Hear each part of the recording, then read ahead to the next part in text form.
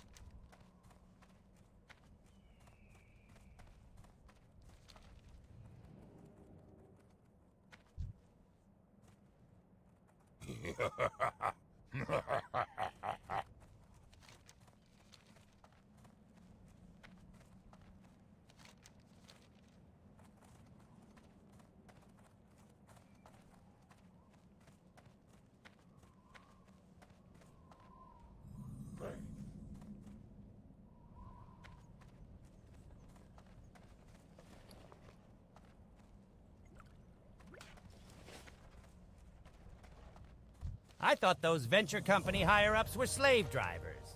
But then I met Sputtervalve, the cruelest of them all. Ha! Though it's better than being out of a job, I suppose.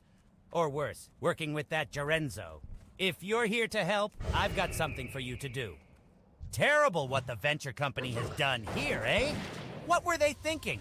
Goblin company hiring a gnome. Lucky for me, Sputtervalve knows a genius when he sees one. Hired me just after I'd been kicked out. Tells me they built some enormous wood-cutting machine. And Sput wants me to steal the plans for him. Unfortunately, Gerenzo, bloody gnome, wants me dead on sight. Maybe you could steal the plans for me. You should be able to find them on one of their operators. Recharging.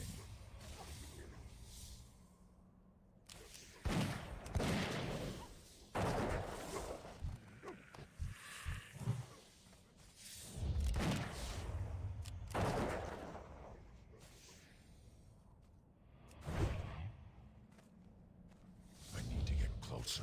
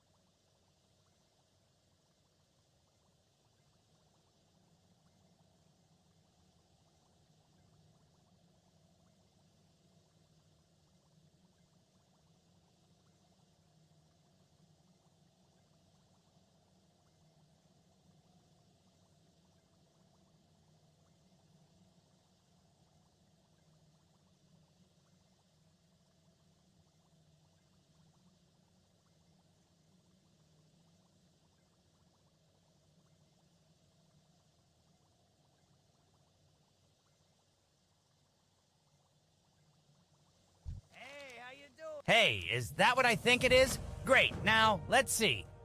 How am I supposed to understand this stuff? Can't figure out the way gnomes think.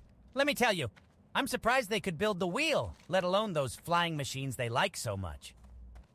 This envelope has all the information I was able to snatch as they booted me out the door. Venture company internal documents, some manuals, technical things. Oh, and of course, the Super Reaper 6000 blueprints. Sputtervalve has taken up residence at Ratchet in the Barrens. Shouldn't have much trouble finding him. He's a little green fellow.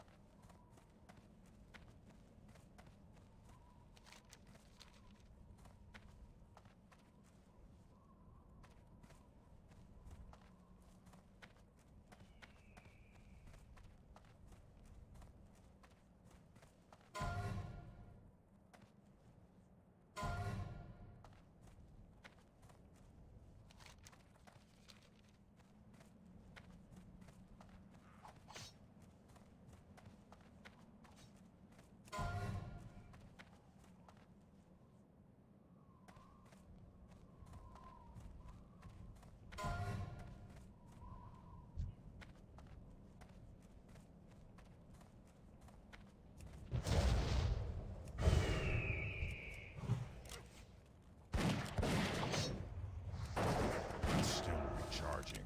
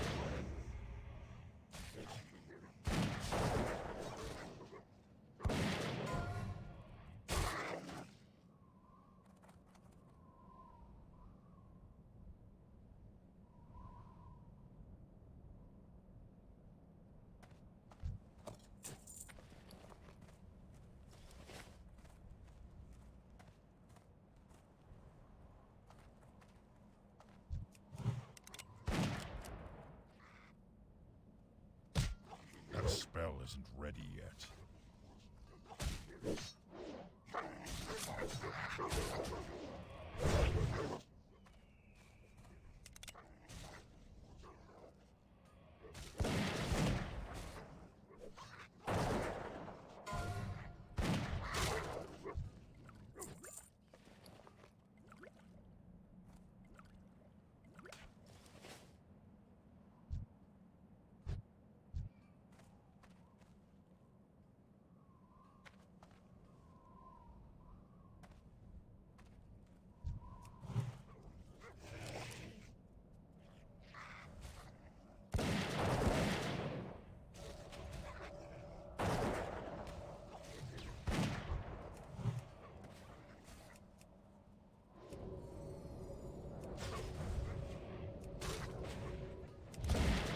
Not ready yet.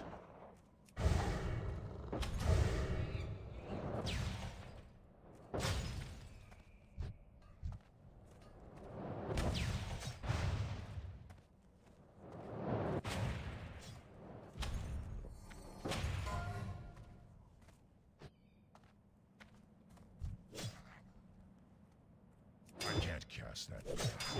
That spell isn't ready yet.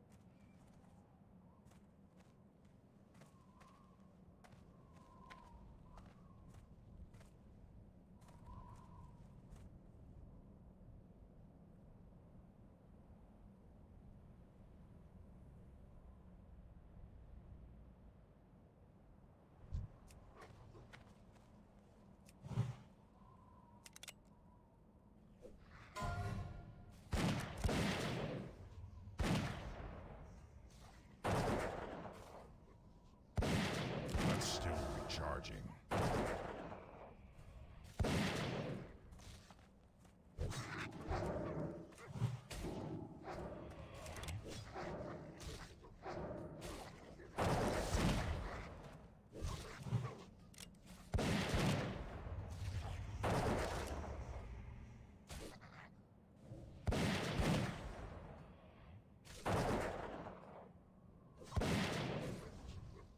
I can't cast that yet.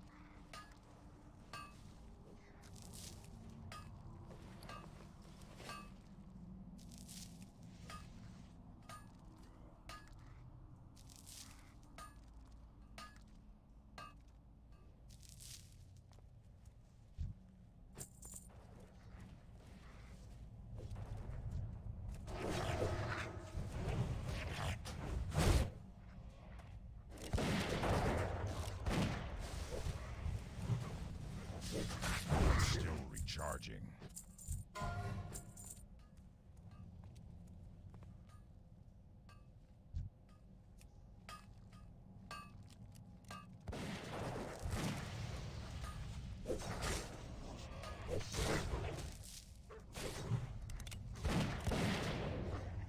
I can't cast that yet. That spell isn't ready yet.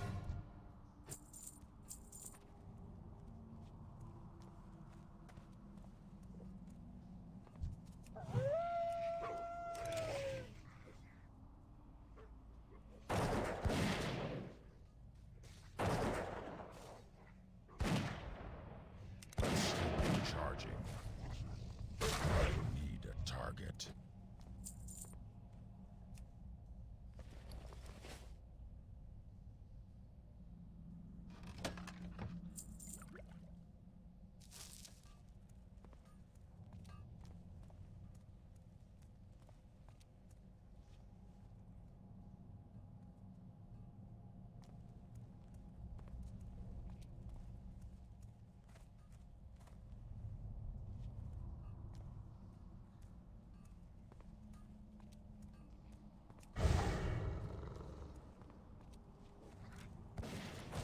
That spell isn't ready yet.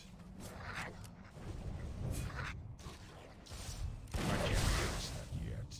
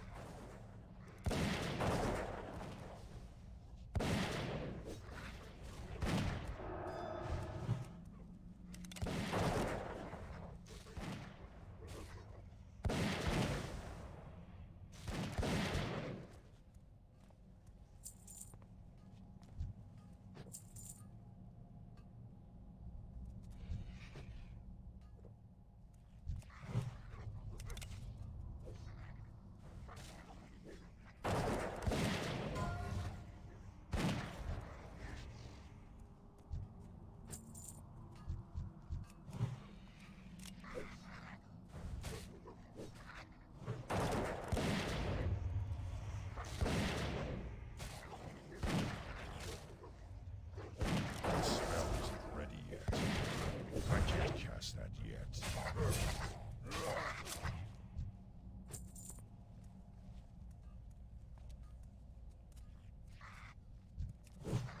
That's still recharging.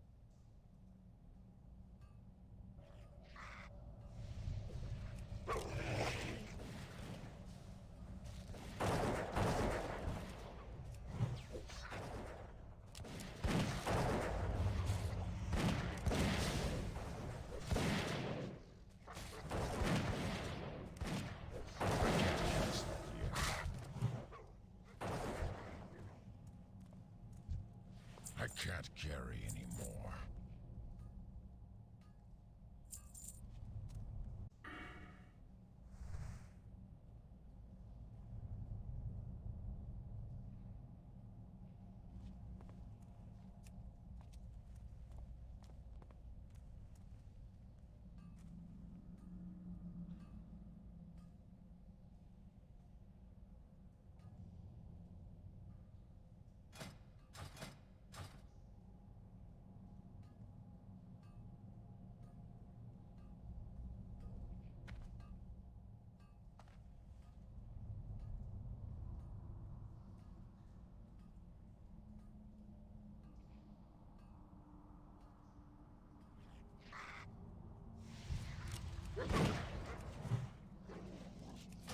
That spell isn't ready yet.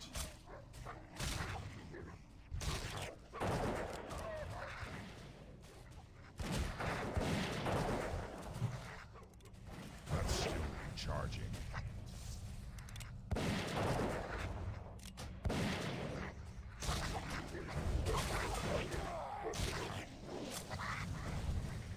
I can't cast that yet.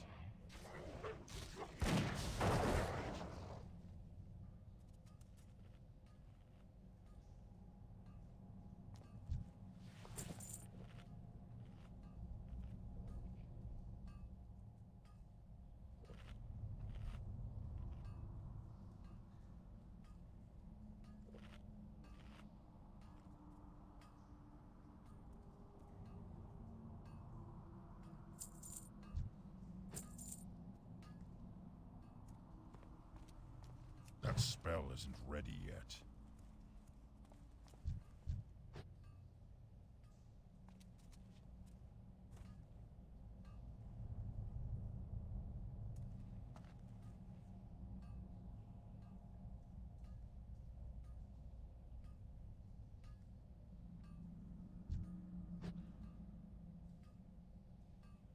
I don't have a target. I need a target. I don't have a target. I need a target.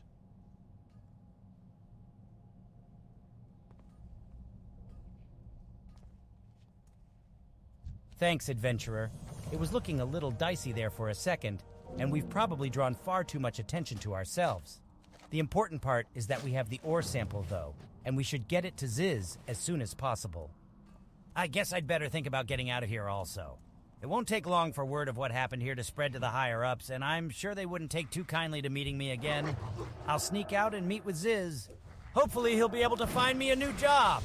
I'll try and clean up this mess a little, but you should take the ore sample to Ziz right...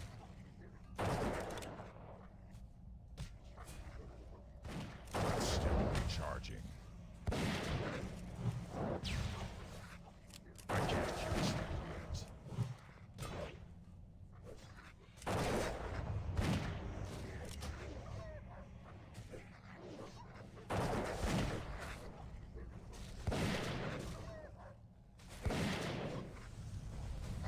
That's still recharging.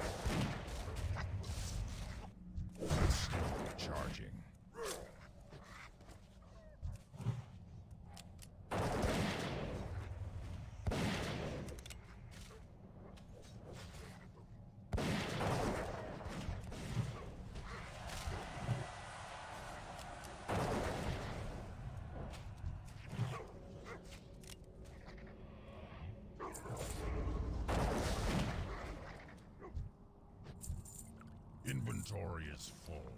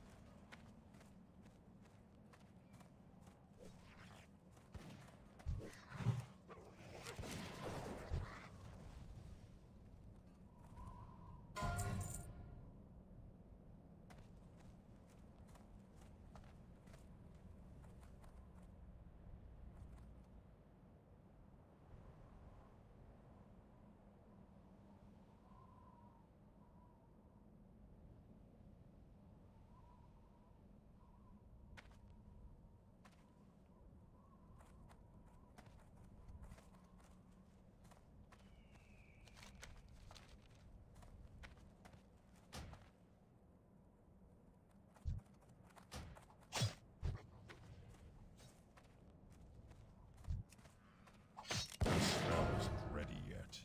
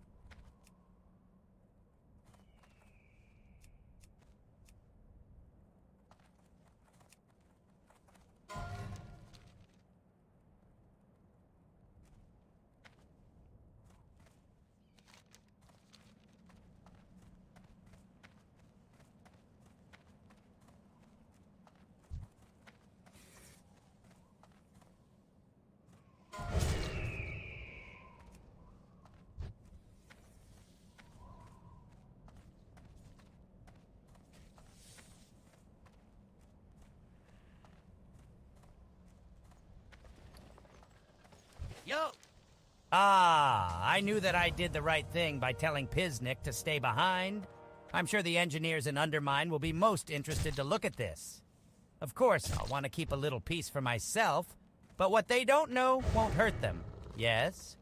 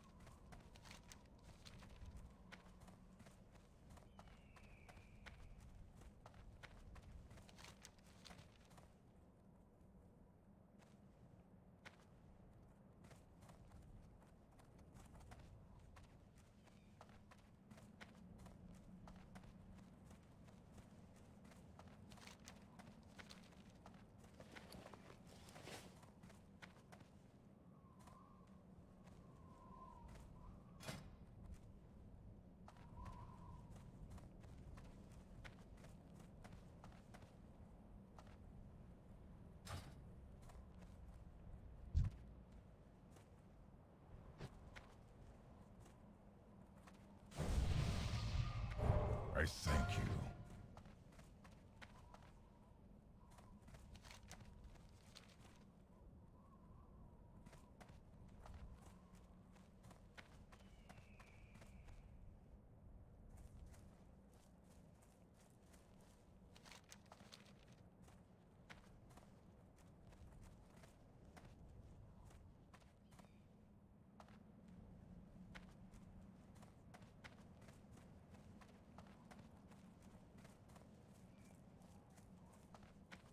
Sweet Mon, good news. Perhaps we will have fewer unwanted dinner guests tonight. Many thanks, adventurer. We are forever in your debt.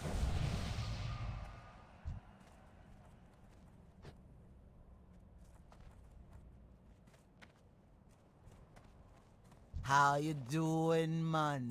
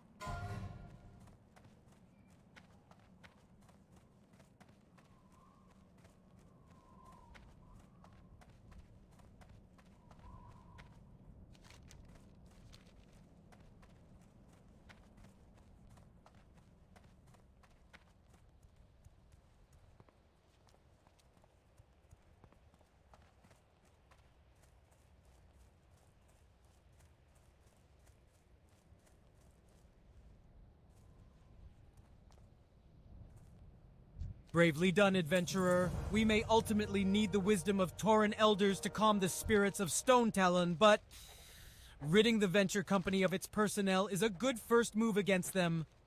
There is a relation to the spiritual magic of shamans and the natural magic of druids. This is why we shamans can hear the plea of the spirits of Stone Talon. Many of their whisperings are lost to me, but one message, one vision is clear. I saw a vision of two man-shaped machines in Windshear Crag, northwest of Greatwood Vale, felling trees with impossible speed. These metal beasts must be stopped. In my vision, the machines were marked with strange symbols.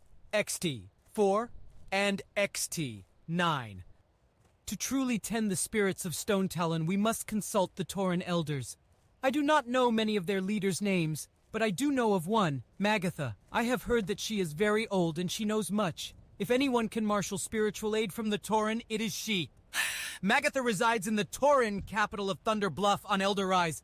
the city's northeastern bluff. Speak with Magatha and tell her of the peril of Stone Talon Mountains.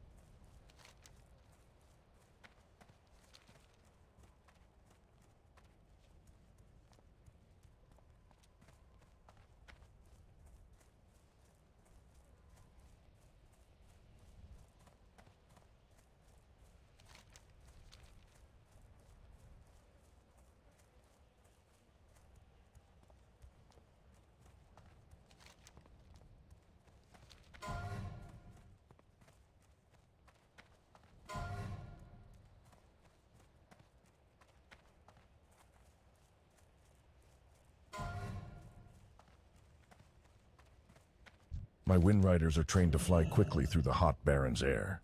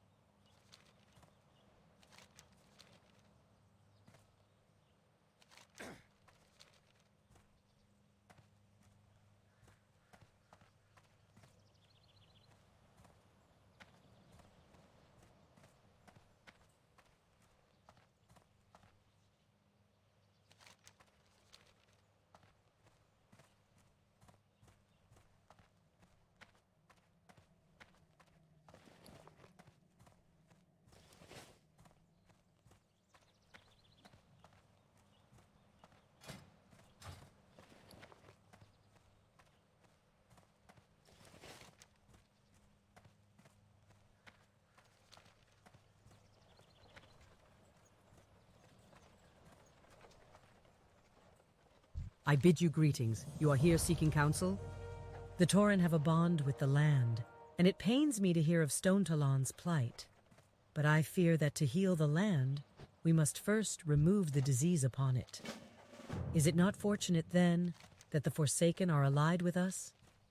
They know much of disease. I believe they can aid us, and by doing so, they will strengthen the trust between our people. Speak with Apothecary Zama. She is a scholar and an emissary of the Forsaken. You will find her in the pools of vision below the Spirit Rise. I bid you greetings, adventurer. You are welcome here, and I suggest you gather all your strength, for the task we now set before you is a dire one. I entered the land of dreams, and dreamed of a cult of druids who dwell in the Wailing Caverns. I saw that their goals were once noble, but they have lost their way. They are now servants of the taint seeping through the barrens. I am old, and my strength fails. I could not long dwell in that dreaming place and know little more of the tainted druids. But Nara is young, and her spirit is fierce. She remained in the dreaming when I fled. Speak with Nara. She is in the tent over yonder. Yes, it is true. I know of the druids in the Wailing Caverns. I have seen their twisted, scaled faces. I know their crimes, and I know their plans. You must stop them, adventurer. The druids in the Wailing Caverns, the druids of the Fang, are an aberration. They were part of an order of noble druids whose plan was to heal the barrens, but now seek to remake that land to match their own twisted dreams. The druids of the Fang have 4 leaders, and each possesses a dream gem. Even now their faces haunt me. Defeat the leaders and bring me their gems, and the barons may again know peace. Go, adventurer. You will find them lurking deep within the Wailing Caverns.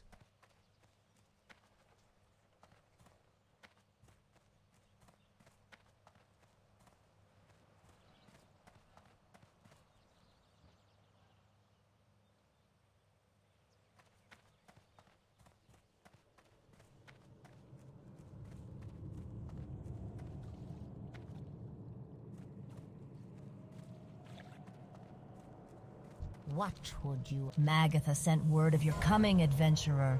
Although my heart beats no longer, I still feel sorrow for the spirits of Stone Talon. The Forsaken are eager to offer what help we can. To rid Stone Talon of the Venture Company, we must take extreme measures. Extreme, but without bloodshed. A colleague of mine may have just the tool we need. His name is Leiden. He dwells in the town of Tarren Mill in the Hillsbrad foothills, in the distant land of Lord Aeron. To reach Hillsbrad, travel by Zeppelin to our capital, the Undercity, then go north to Tirisfal Glades, southwest to Silverpine, and south to Hillsbrad. Seek Leiden and bring him this note. It details our needs to him.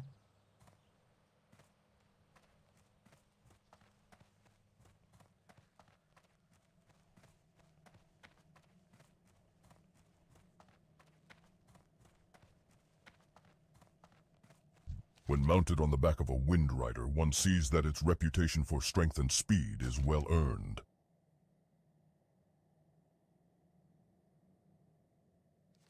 When mounted on the back of a Wind Rider, one sees that its reputation for strength and speed is well earned.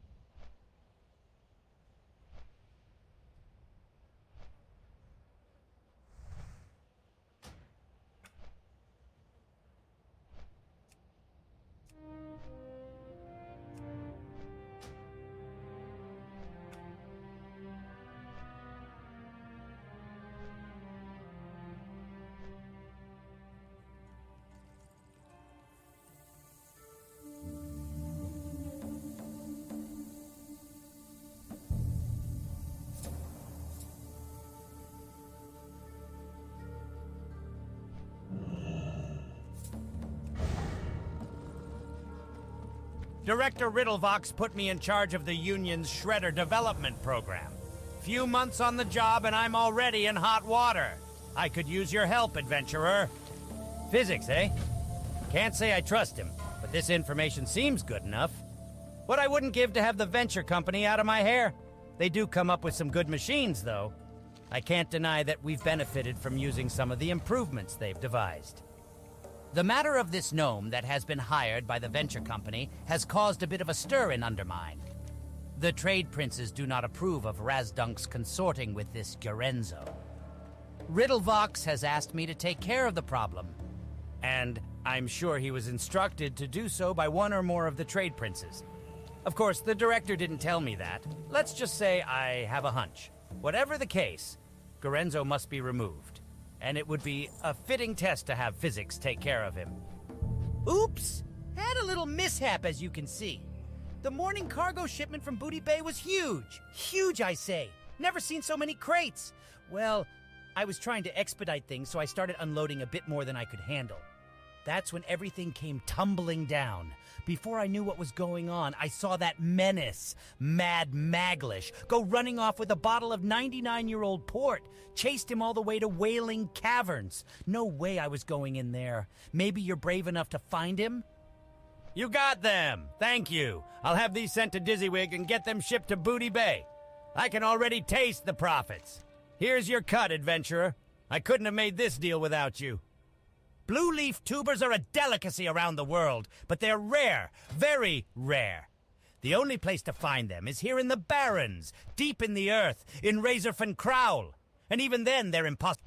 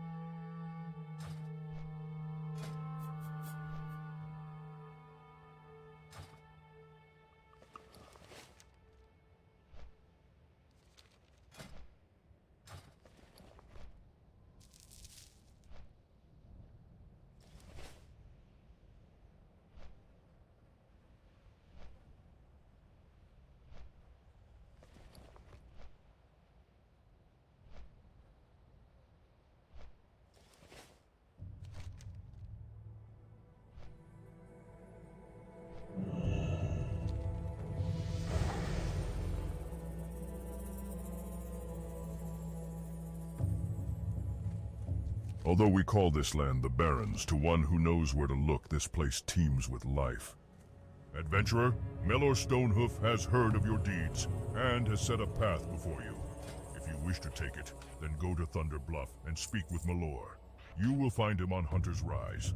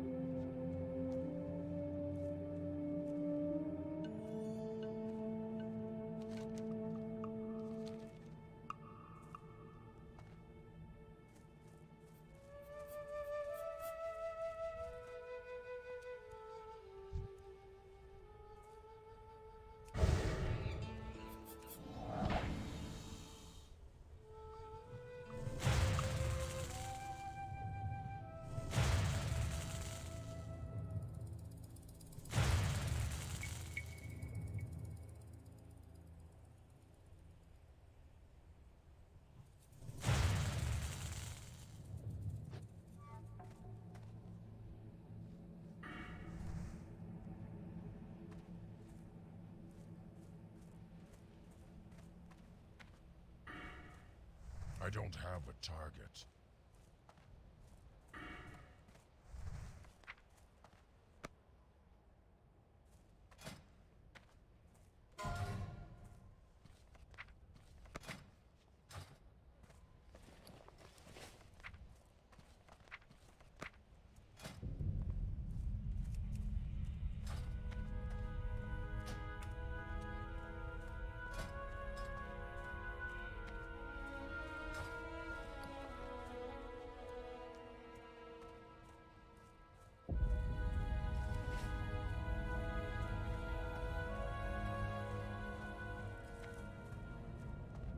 As the wind on the plains, you are always welcome here.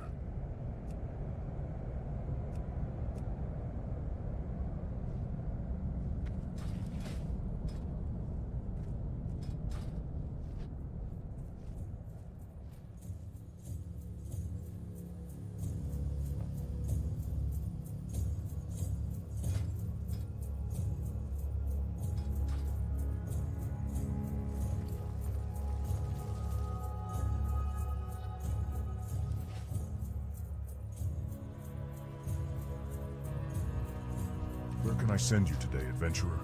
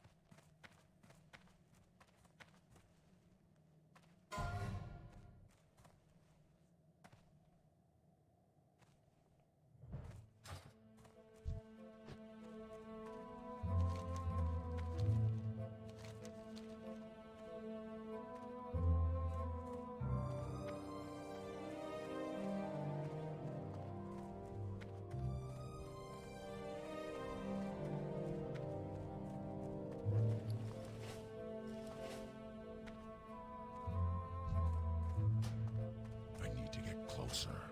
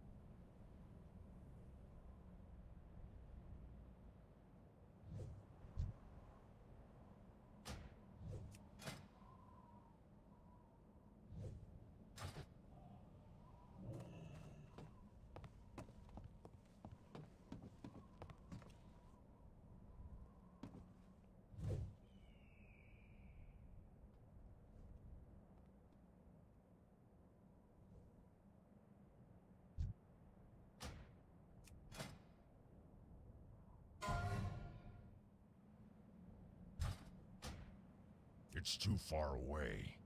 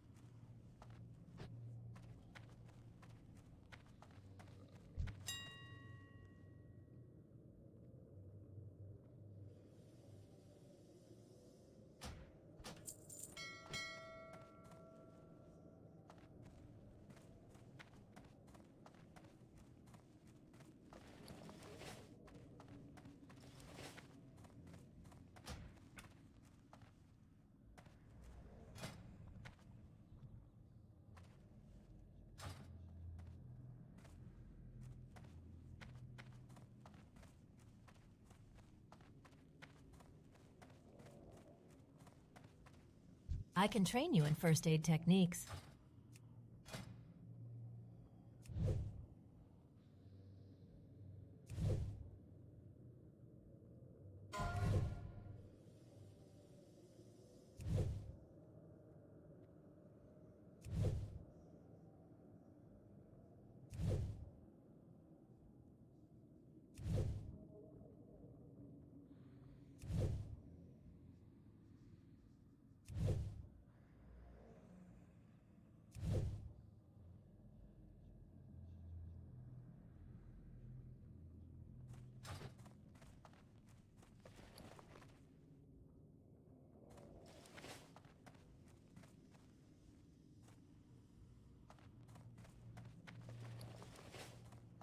What is it?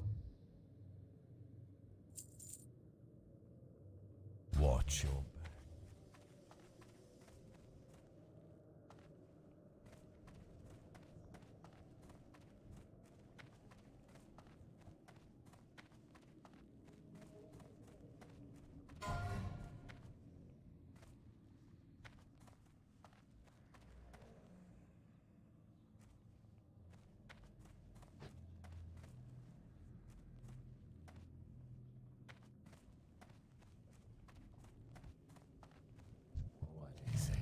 Adventurer, Shadowfang Keep holds a book, the Book of which would be much prized in my collection. Was a great mage of Dalaran before the coming of the Scourge.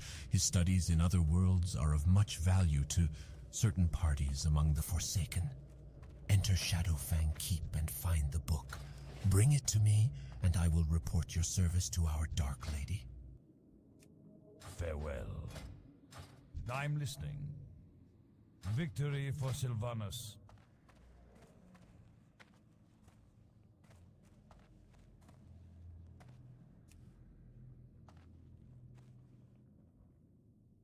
What is it?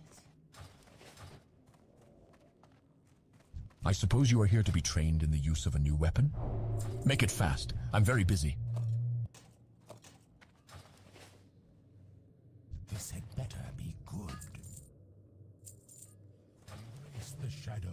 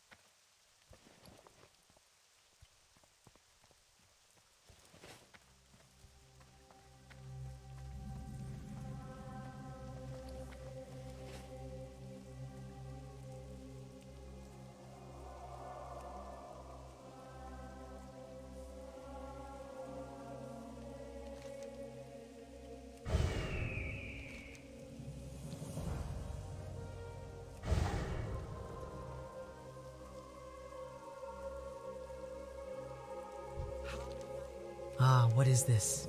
This shell has an inner glow as if it still pulses with life. Amazing. I must study it further.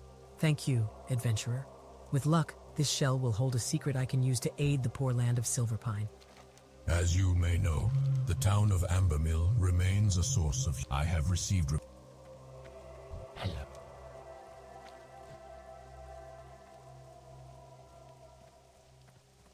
I have exactly what you need.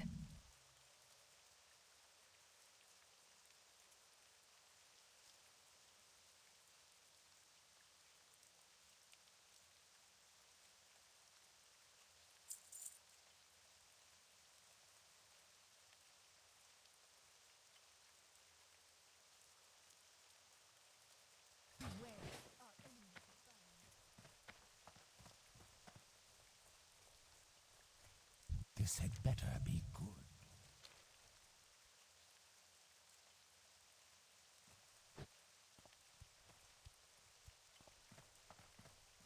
I am forced. The Royal Apothecary Society is under extreme pressure from the Dark Lady to develop a new plague.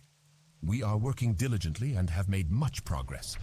It is our belief that the success will be achieved much faster if we share information amongst the society. For that reason, I want you to deliver my latest findings to Apothecary Leiden in Terran Mill, a small town nestled in the Hillsbrad foothills. The journey will be a long one. Head south and stick to the roads. Follow the signs closely. Hello. Trust no one.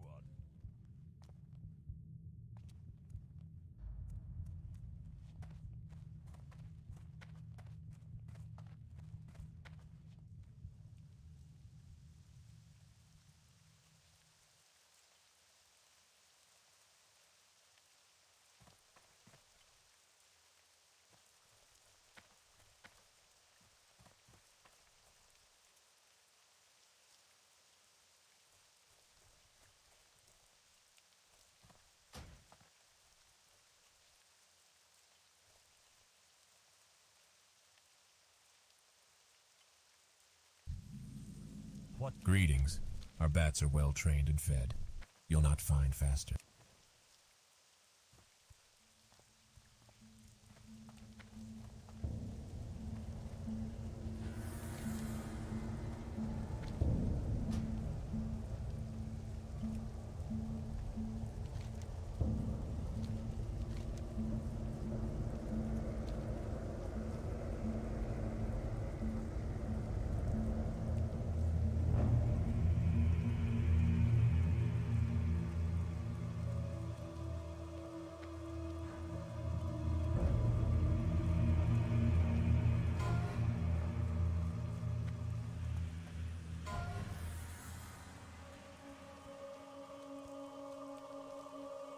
Agree with the one China policy, which is the primary bargaining chip for doing business in China? This is an extremely relevant question.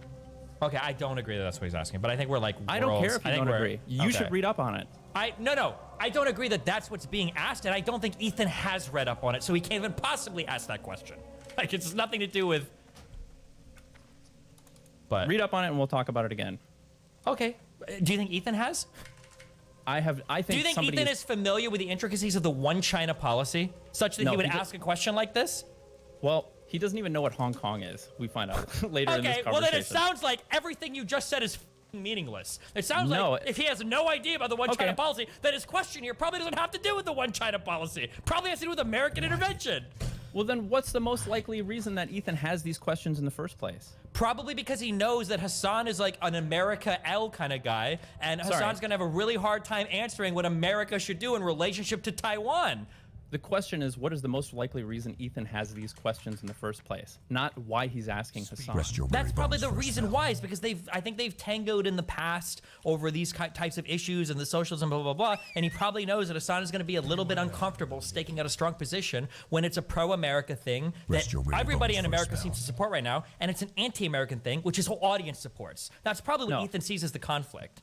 Due to a tremendous amount of propaganda from Western media, that like you have to just say no, what the Chinese are doing is uniquely evil, uniquely bad. It is akin to the Holocaust.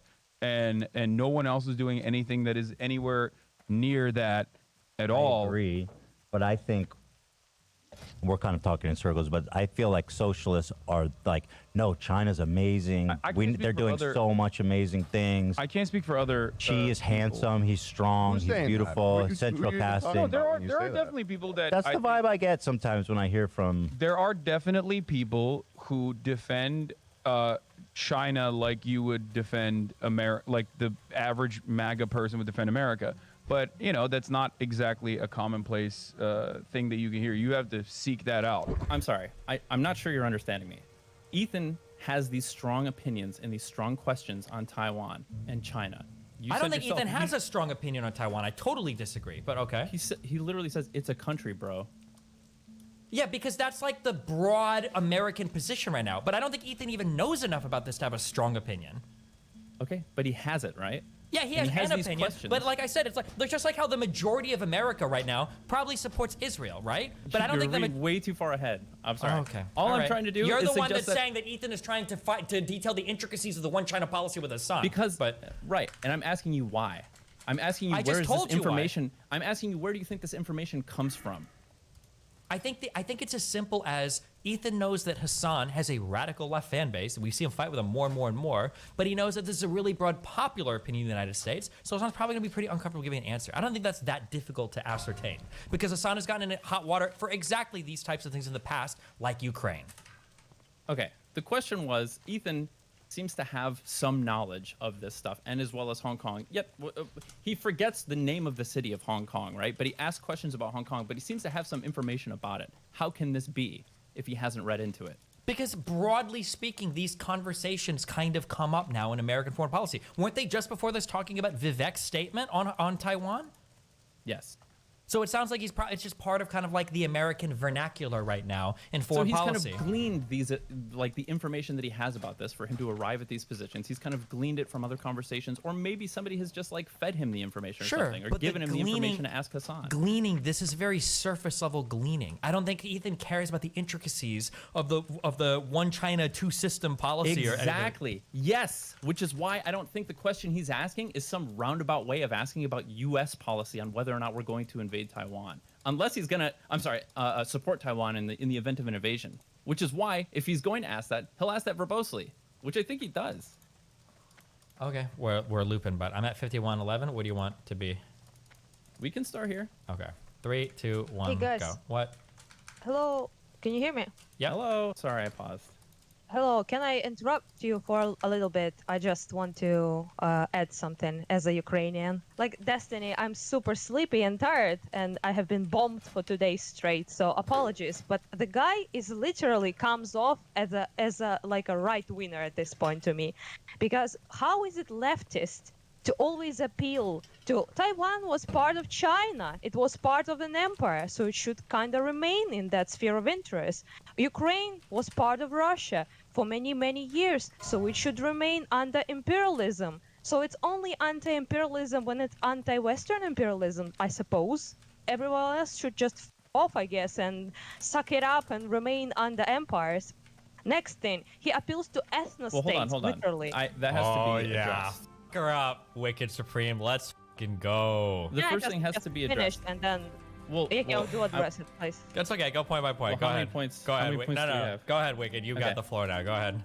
The dynamics between Ukraine and Russia and Taiwan and China this is like one major divergence that like if according to I think like fairly recent polls in Taiwan, the idea of in some way reintegrating with China is still somewhat popular. I think even has like majority popularity. However, like they'll ask the question of, do you support reunification of China? The people of Taiwan today still have very strong ties. Many of them still have a lot of family back in mainland China. The dream. Same here. They're in sorry. Ukraine. Exactly the Be same. silent and The pay majority of attention, people in adventurer. Ukraine have dreams of I was sent to reintegrating with this Russia. position in No, order not to the survey the majority. town of And I Hillsborough. don't know about My Taiwan mission exactly, is but one we of have a lot of reconnaissance. connections. It is Most of Eastern imperative Ukraine that has you send relatives word and to High friends Executive in Darthalia and in my Taranville at family once. literally lives Let in her Russia. know that Most of I, us speak Deathstalker Russian. Lesh, We have send pretty the big following message. connections. The Yes, it's not the ravens same cry because from Taiwan the people are west dog literally beckon. ethnic. Follow the road to the Ethnically, east and pay Chinese speak close the same attention language to and the things like that. signs. Ukraine is Now a bit hurry. different. But it's not even about that. It's about the the arguments he uses. He constantly appeals to this, that they were part of this empire, Russia or China or whatever the fuck, and they kind of should remain there. He doesn't use the exact same thing when he talks about Western I don't think world. Hassan argues necessarily that it should remain a part of China, but this is. He implies it with the language he uses. I He think say, well. No, I think he's describing the political state. In Oh Taiwan. my God, he you're so. covers Why do you treat him like such a baby? Because I think he's read into this, and the reason that you disagree so much is because you don't know a fucking thing about Taiwan. You're so wrong. Wait, No, stop. Hold on. His answer is the equivalent of like, what do you think about Jews in Nazi Germany? And the answer is like, well, you know, they've made a lot of camps to store them, and you know, I mean, like, yeah, you know, they're doing things. Like, that's his answer. And then Wicked Supreme's going, well, I think he's just, that is exactly right. Not only that, hold on, and we can watch this video next if we want to. People are linking me videos now saying that 30 days ago, Hassan was saying some weird detention camps in China to Ethan, and that's why Ethan's accusing him of this now. So that's even further proving my point that he's just an anti-American loser. Make the rich pay. You would wear that in China. Anyway, shout out Uyghurs, I guess. Hopefully. Yeah, I do think that they absolutely have and operated re-education camps, which is, you know, not great. That's really f***ed up. The common, like but it's as if it's everything that China or any other foreign adversary the United States does that is like greatly emphasized and hyper focused on as though it's like unique to the country itself. Like, for example, prisons in our foreign adversary nations are called labor camps, even though America objectively has more prisoners per capita than every single one of these countries, including China, or has a way more draconian prison system where there's slavery inside of our prison system that's constitutionally allowed. They'll open up museums, and the New York Times will write an article about how like their museums are engaging in whitewashing their atrocious crimes throughout history. And it's like, well, that's precisely what our museums do. Can I ask you something? It seems amongst socialists like yourself, there's like I feel like y'all are overly generous to China. Some people are. I don't think I am. I look at the bad and I look at the good. I don't know how you think this happens to be the only foreign policy thing that Hassan has read on, but he's the most ineloquent, retarded motherfucker in the world when speaking about it. Bro, is this guy eating finasteride or whatever breakfast? Like, there's no way that you listen to this guy waffle for 2 minutes and think like, well, no, Steven, I just think he's read a lot. He's very educated on the foreign policy. We can carry out our plan of how could you destruction possibly now. walk away Very thinking Mathras that? will be pleased. Stand at attention while addressing me, adventurer. I am under direct command of Varimathras. We are to quell the human infestation until our apothecaries can develop the new plague. Our information leads us to believe that the town of Hillsbrad is vulnerable to attack. Your first assignment is aimed at disrupting their food supply and infrastructure. Travel west. Raid the northernmost farms of Hillsbrad Fields. Make sure that the landowners, Farmer Ray and Farmer Getz, are executed as well. Most excellent. Apothecary Ren Farrell has my utmost respect. I am anxious to study his work. A note from Zama. Her needs must be great to send word from so far. Let us see what she says. Ah, splendid. I know exactly what to do. I will create a toxin to bleed the violence from the Venture Company, rendering them weak and docile. That should fix the Horde's problem in Stone Talon, yes. But to create the toxin, I will need the blood of innocents, a difficult ingredient to obtain. Fortunately, the Syndicate, a group of human brigands in this area, employ shadow mages. And those mages collect innocent blood for their own unsavory purposes. You can find the Syndicate shadow mages in Durnholder Keep to the southeast. Me and some other warriors were sent by the war chief to retrieve an object from Durnhold and to investigate this so-called syndicate.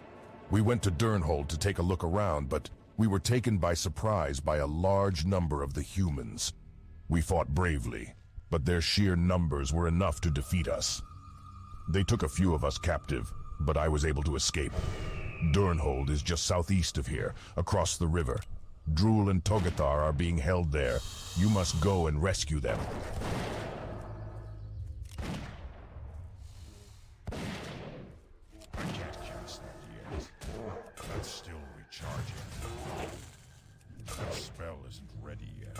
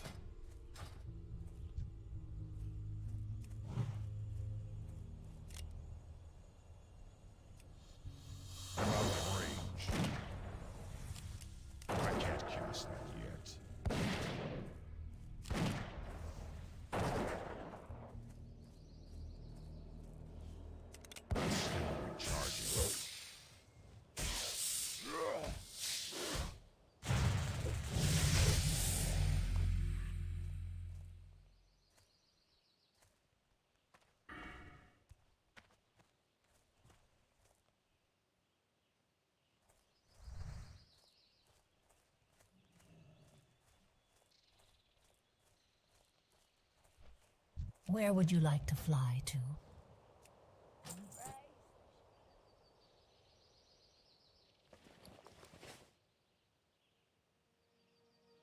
I don't think he's necessarily very educated. I said that I think he's read up on the topic, and you don't know a f***ing thing. Okay, Wait, listen. but Let me lay out a few oh, things okay, before go anyone for it, says anything yeah. else. Let me lay out a few things. Lay it out. Go ahead. Number one, Just no, can I just stop. answer Anna, stop, please. Okay. Number one, I f***ing hate Hassan. I hate him with a burning passion. I hate the f*** out of this guy. I think he's a rich, spoiled bitch, and I think like his entire foreign policy being centered around America. I think he suffers from like the same derangement that a lot of lefties do, where he's still stuck in the Cold War. I have no vested interest in defending the character of this person that I think is a total scumbag. Okay? I came in here because I said people were criticizing the things he said in this video, and I thought that they were technically largely correct. That's what we're talking about. If he said other things that I would disagree with, I don't even doubt that for a minute. I'm sure he has. I've heard him say stupid things about Taiwan and China. We're talking about the technical things he says in this video and their validity. It's very technical for sure. But you know what I'm saying is that he covers his ass by saying, well, yeah, Taiwan is, you know, kinda recognized, you know, as by United States as a separate country. But is it really? I mean, why he appeals to those phrases like it was in China for such a long time? Is it really like, because do we know that's what people relevant want? to the political status of how people in Taiwan feel. They feel a kinship Why with does a it China use that the Hold on, exact wait, same no, way wait. you're saying? If that's true, then you would say that. Hold on, no. Hold on. Okay, okay. Anna and you can argue this because I can't even believe what you're saying. You're phrasing it in the most incorrect way possible. If somebody were to say, should Crimea go back to Russia? There are two ways that I could answer that. I could go, here's the way that you're pretending like Hassan has answered it. I don't know why you're doing this, right? This is how you're pretending. You're pretending that Hassan is saying, well, due to very complicated issues in the past, the majority of Crimeans are actually ethnically Russians. And I think because of That's that, what you said. because of that, they're actually voting for and might support rejoining Russia. That's what you're pretending Hassan said, but that's not what Hassan said. Hassan said the equivalent of, do you think Crimea should go back to Russia? And then somebody going, well, the majority of Crimea are ethnically Russian. That implicate do you understand? Hold on, I'm just trying to I'm just trying to understand. Wicked Supreme, do you think I just said the same thing there, or do you think I just said two completely, totally different things? I think one thing, I think you said them in a way that I'm meant to say that they're the same thing. No. No. Okay, never mind. I don't know what They're not the same. The thing is, these are two. No, they're not the same. One is. I don't know.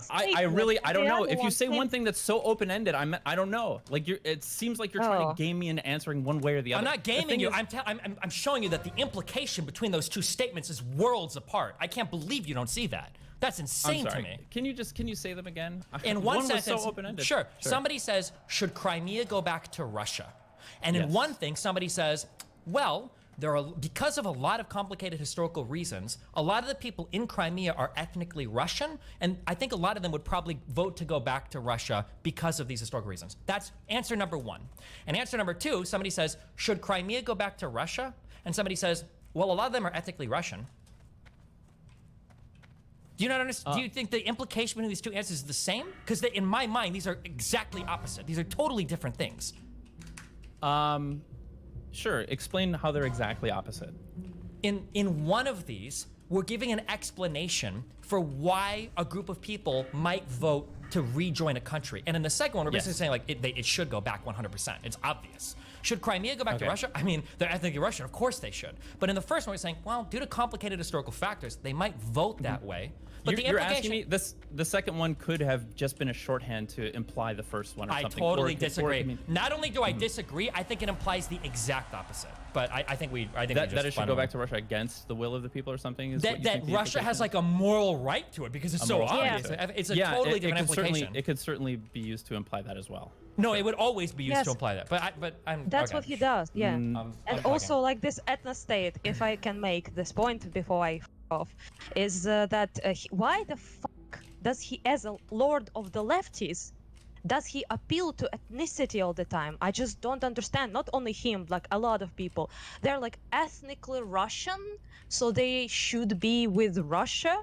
I don't give a about the Ukrainian constitution. I don't give a about the Ukrainian like border sovereignty that some of you dumbasses are talking about like you're like a 3%er about for Ukraine, okay? It's so stupid. Crimea is not the same as Kiev, however. Crimea is not the same as the rest of Ukraine, however. Eastern Ukrainian territories have a lot of Russian people living in them because Ukraine and just like Crimea and much of the rest of the country was a part of Russia, was a part of the USSR until not that long ago, okay? People's parents were alive back then. So obviously, there's a lot of Russian people living there. So if you have, but like you feeling bad about the Crimean annexation does not change the reality of the Crimean annexation being a completely justifiable act by the Russian government, okay? So that's it. That's fine. And Hitler invaded countries based on Germanic ties at first. Yeah, dude. Talk to me when he's fucking throwing Ukrainians in a fucking. What are you talking about? Talk to me when he's throwing Ukrainians at a concentration camp. Okay. Hitler wasn't bad because he decided to invade Austria. He was bad because he was fucking killing Jews. Okay. That was the problem. He wasn't like, oh yeah, we're gonna annex territory with like Germanic people in it. That wasn't the main problem with Hitler, I think. That was like maybe 8th down the line. Landslide? Yeah. I would look like Tim Pool after that 49 state landslide L if, you know, there was a bombing, active bombing currently happening on Kiev and like Ukrainians were being murdered. What, like they're ethnically Chinese, so they're kinda Chinese and should be part of China. I hear that all the time. And it's very confusing. Like far-right people in Ukraine appeal to nationality, to nations, to something that has nothing to do with ethnicity. They say everyone is Ukrainian as long as they, you know, live here, they are born here, but Hassan is fucking more big of a fan of ethnostates than them. Like, why the fuck does it matter? I just certainly I think it's about values, about ideology, about we want different things. We want a democracy, same for Taiwan. We want different things. We have different values. We don't want to live like a second-hand fucking citizens under a dictator in our own country. That's not what we want. It has nothing to do with ethnicity. Even if Ukraine was like 50% Russia, or like, I don't know, like 70% Russian ethnically, we still have our right to be a separate country and live with a different type of rules and values. Like, why a lefty appeals to ethnicity all the time? I'm sorry. I want to listen, Anna. I'm sorry. I appreciate you. Really, I'm a fan, but this is not the same issue. I don't think this is the same issue. And but listen, he appeals in both cases. In Ukrainian case, he appeals to that. In Crimea case, he appeals to that. In Taiwan case, he appeals to that. I'm not saying Taiwan and China is the same as Russia and Ukraine. 100% not the same. Okay. But just I'm very critical of his position on Ukraine. 100%. I think he's absolutely ridiculous, right? And yeah, I don't know. I think Crimea should remain a part of Ukraine, like, because we need to uphold an international system and the stability that comes with that, right? And the fact that it's a matter of contract from the fall of the Soviet Union, right?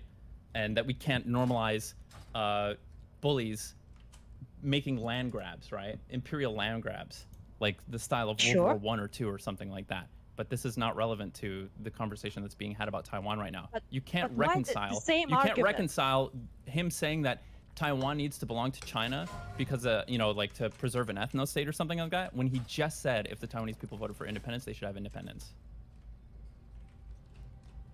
Will he say if Crimean people vote for Russia, they should be Russia?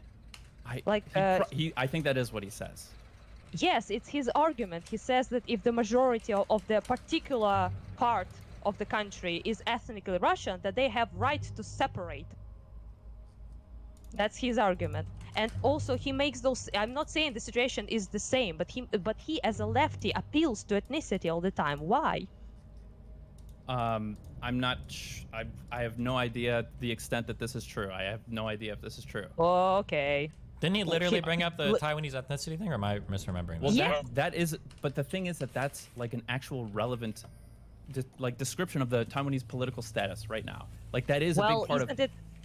Isn't it a relative description of Neither of Crimean you people? know anything about this issue, and you won't let me explain I'm it. sorry, So hold on. I don't even want to talk Okay. about it anymore. To be fair, Okay, Wicked, I'm you sorry, keep saying that we okay. don't have information. You realize that Hassan is not given any insight into the Taiwanese. You're either you don't know anything Yeah, about I'm Taiwan, appealing to or their like talking he point. hasn't said anything that can't be gleaned in like True, 3 that's sentences what it about is. Taiwan. You understand that, right? Like he doesn't say anything like intricate or detailed or showing like a detailed understanding of the history. I don't know why you keep saying he's read into Because he can't this. get 10 words out. What? You're trolling. Because you're he's trolling fucking me. stammering You're and he talks trolling like me. shit. You're trolling me. You're trolling me. It's okay. I understand. I need the Adderall. Can we do that? I need drugs for tomorrow. I need drugs interesting for if we tomorrow. could actually explore this. I don't know. No. If Maybe you you wanted do to need just, Adderall. if you wanted to just, Hassan is the baby hold on. retard, okay. Stop. Okay, love you. Hold on. If you wanted to explore this, we can explore this. But you didn't come here to explore this. You came here to say people were having so many unfair criticism of Hassan because Hassan is like read into this issue and he really knows what he's talking about. That's what you said. Hold on. I don't think Hassan is an expert on Taiwan. You didn't say expert. You said he was read into this issue. I said he has clearly read somewhat into this issue. Clear. Hold on. Knowledgeable. That somewhat is doing. That's a 700-pound deadlift. What do you want to That's fucking argue about right now? Whether or not what I said about the degree, how much I believed 10 minutes ago about Hassan's depth of knowledge into this topic versus now?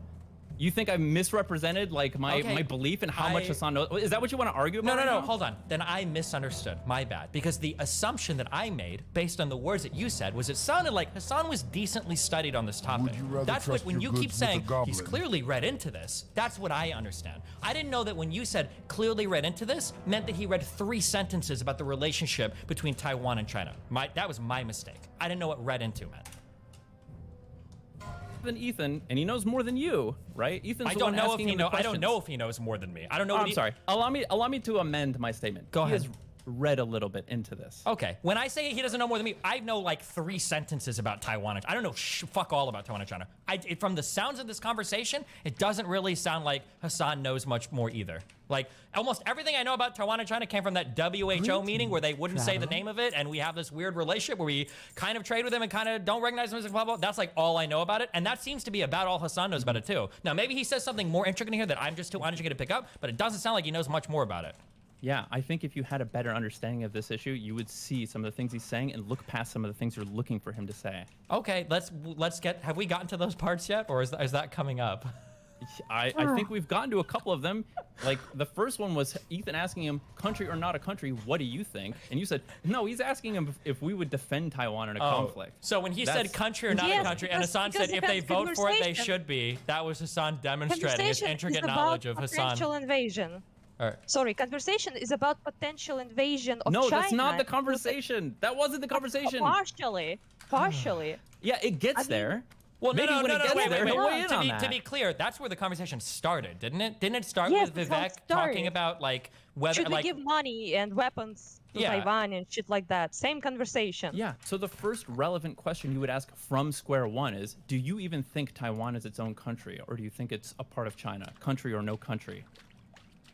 And he said, oh yeah, a nation state project, which is literally the commie slang, commie like a lexicon for saying, yeah, not a real country. I don't know if you know this, but this is literally what Russians call us, Project Ukraine. So yeah, it's just, it's blatantly obvious. He's just dancing around it because he can't say it with his full chest, not to appear, I don't know, maybe to maybe, I don't know, even know like a tanky for full scale. We always talk about like Nazis hiding their power levels. Why the fuck can't commies hide their power levels? Yeah, I feel like if this was like an equivalent conversation about some far right issue, I feel like all of us would be calling Hassan a Nazi. Like like Exactly. easiest like conversation topic in the world. That's why he appeals to the country, to ethnicity all the time. How can you reconcile that with him saying if they voted for independence, they should be independent? Because it's a non-answer. Yes, it doesn't mean anything. Of course, he portrays. Like, should the he doesn't Jews in the care ghetto about like what have was- independence? Like, well, I guess if the Jews in the ghettos vote for it, then they can have it. Meanwhile, you Yes, pogrom, he you doesn't- pogrom the fuck out of them out of care. existence. You ship them off into like it's a non-answer because again. Oh, maybe I'm reading too far into it, or maybe Taiwan has like fucking a god tier military that I'm too retarded to know about. But my understanding about Taiwan independence is everybody looks to the United States for what's going to happen. That was my understanding of it, but I might be fucking retarded. Is that what is that when people talk about Taiwanese independence, wicked supreme? Do you think they're mainly talking about ours, then we must whether or have not Hong Kong, or I'm sorry, whether or not Taiwan would just vote to be independent? Lay your axe Or- by the fire and share the stories of your mighty battles. I think they're talking about. Well, first off, like this is not a question most people would even be able to answer. If listen, I'm just answering the question you gave me, right? So this is already, if you're even asking that question to somebody, you're already in specialized territory, right? Wait, if you're asking what should happen with Taiwan, I feel like you just said it yourself earlier that this is Where would becoming you a like to national fly to? conversation with the CHIPS Act and everything else. Aren't we all? I think it's going to become, yes. So you don't think anybody So- in the United States of America has an opinion about Taiwan, or whether Taiwan should have American intervention? yeah. Sorry, go ahead. My read is that most people don't even know what the fuck Taiwan is. I think most people think Taiwan is the same as Thailand until very recently, and I think leading up to this election, more and more people are going to be interested in this, which is why I want you to start reading into it and being more knowledgeable about it, and you are fucking up out of the gate. What have I said that's wrong? Wait. Hold on. What have I fucked up out of the gate? What have I been wrong about? Right now, we're having a conversation comparing Crimea to Taiwan. Okay. With no Because interest. it's the same logic he uses No, it's in not. both cases. Exactly the same words, the same logic of ethnicity, the same logic. They're the same country. They have been. He literally says they have been part of China longer than they have been an independent But there's state. a critical divergence between these two issues. What is the critical divergence? The critical divergence is that Crimea wasn't its own country. Hold on. Not Wait. Ukraine. No, hold on. Even that's not 100% true. Crimea wasn't its own country, but it was an autonomous state. Right? Yes. They were Yes, semi-autonomous in their voting, and Russia did have basically infinite leases to Sevastopol and bases there. Yes? Yes. So is it really, is it, now it's not the same as Taiwan, but there's ethnic ties, there's historical ties. It used to be part of the same fucking country until the Soviet Union dissolved. So like, I feel like we can kind of draw some lines there. It might not be the exact same thing, but when Hassan starts making ethnicity arguments and historical arguments, I feel like you're kind of getting into the same-ish territory. Is that fair? It's similar, there's parallels, but we're talking about the sovereignty of a de facto nation versus the right for an autonomous region to declare independence. Okay. And, well, when you say de facto nation, and to in whose morally eyes? justify an invasion from a neighboring country. Okay.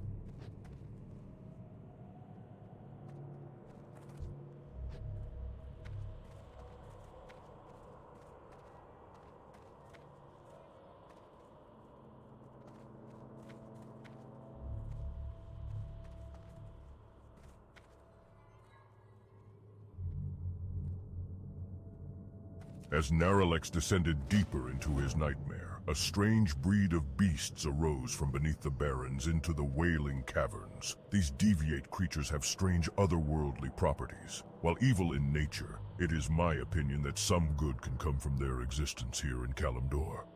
I believe their hides will be of particular use in the ways of leatherworking. If you feel up to the task, venture into the caves below and retrieve some deviate hides. Naralex had a noble goal. Our great leader aspired to enter the Emerald Dream and help regrow these harsh lands back into the lush forest it once was. But something went terribly wrong. Naralex's dream turned into a nightmare and corrupt creatures began to inhabit the caverns. While some disciples of Naralex seek to awake our master, my concern is with ridding these caves of the evil beasts. Brave the caverns, adventurer, and eradicate the deviate spawn.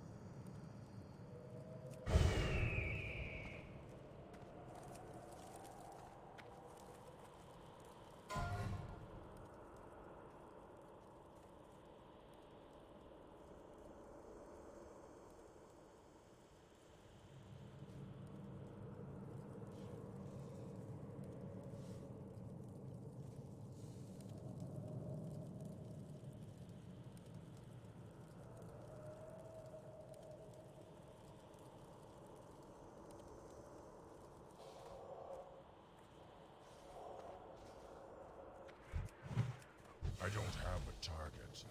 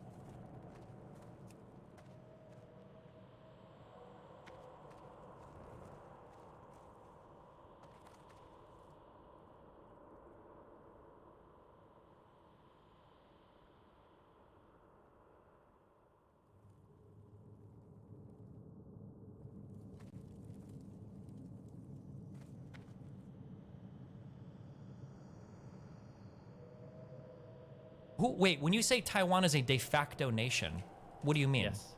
I mean, they have their own currency, they have all their own government institutions, their own Department of Education, Department of Commerce, None their of own those elections. things. Do any of those things? There's absolutely, hold on, this, people need to understand this. Like, there's absolutely no integration of the PRC into the Taiwanese government whatsoever. I mean, they don't march to the beat of when the you say PRC's what drum is in any sense. are you a de facto nation if nobody else in the world recognizes you as such? But we kind of, that's why, that's his criticism about the insincerity of the United States, whatever, right? Like, people do have sort of official dealings, but they're kind of under the table with Taiwan.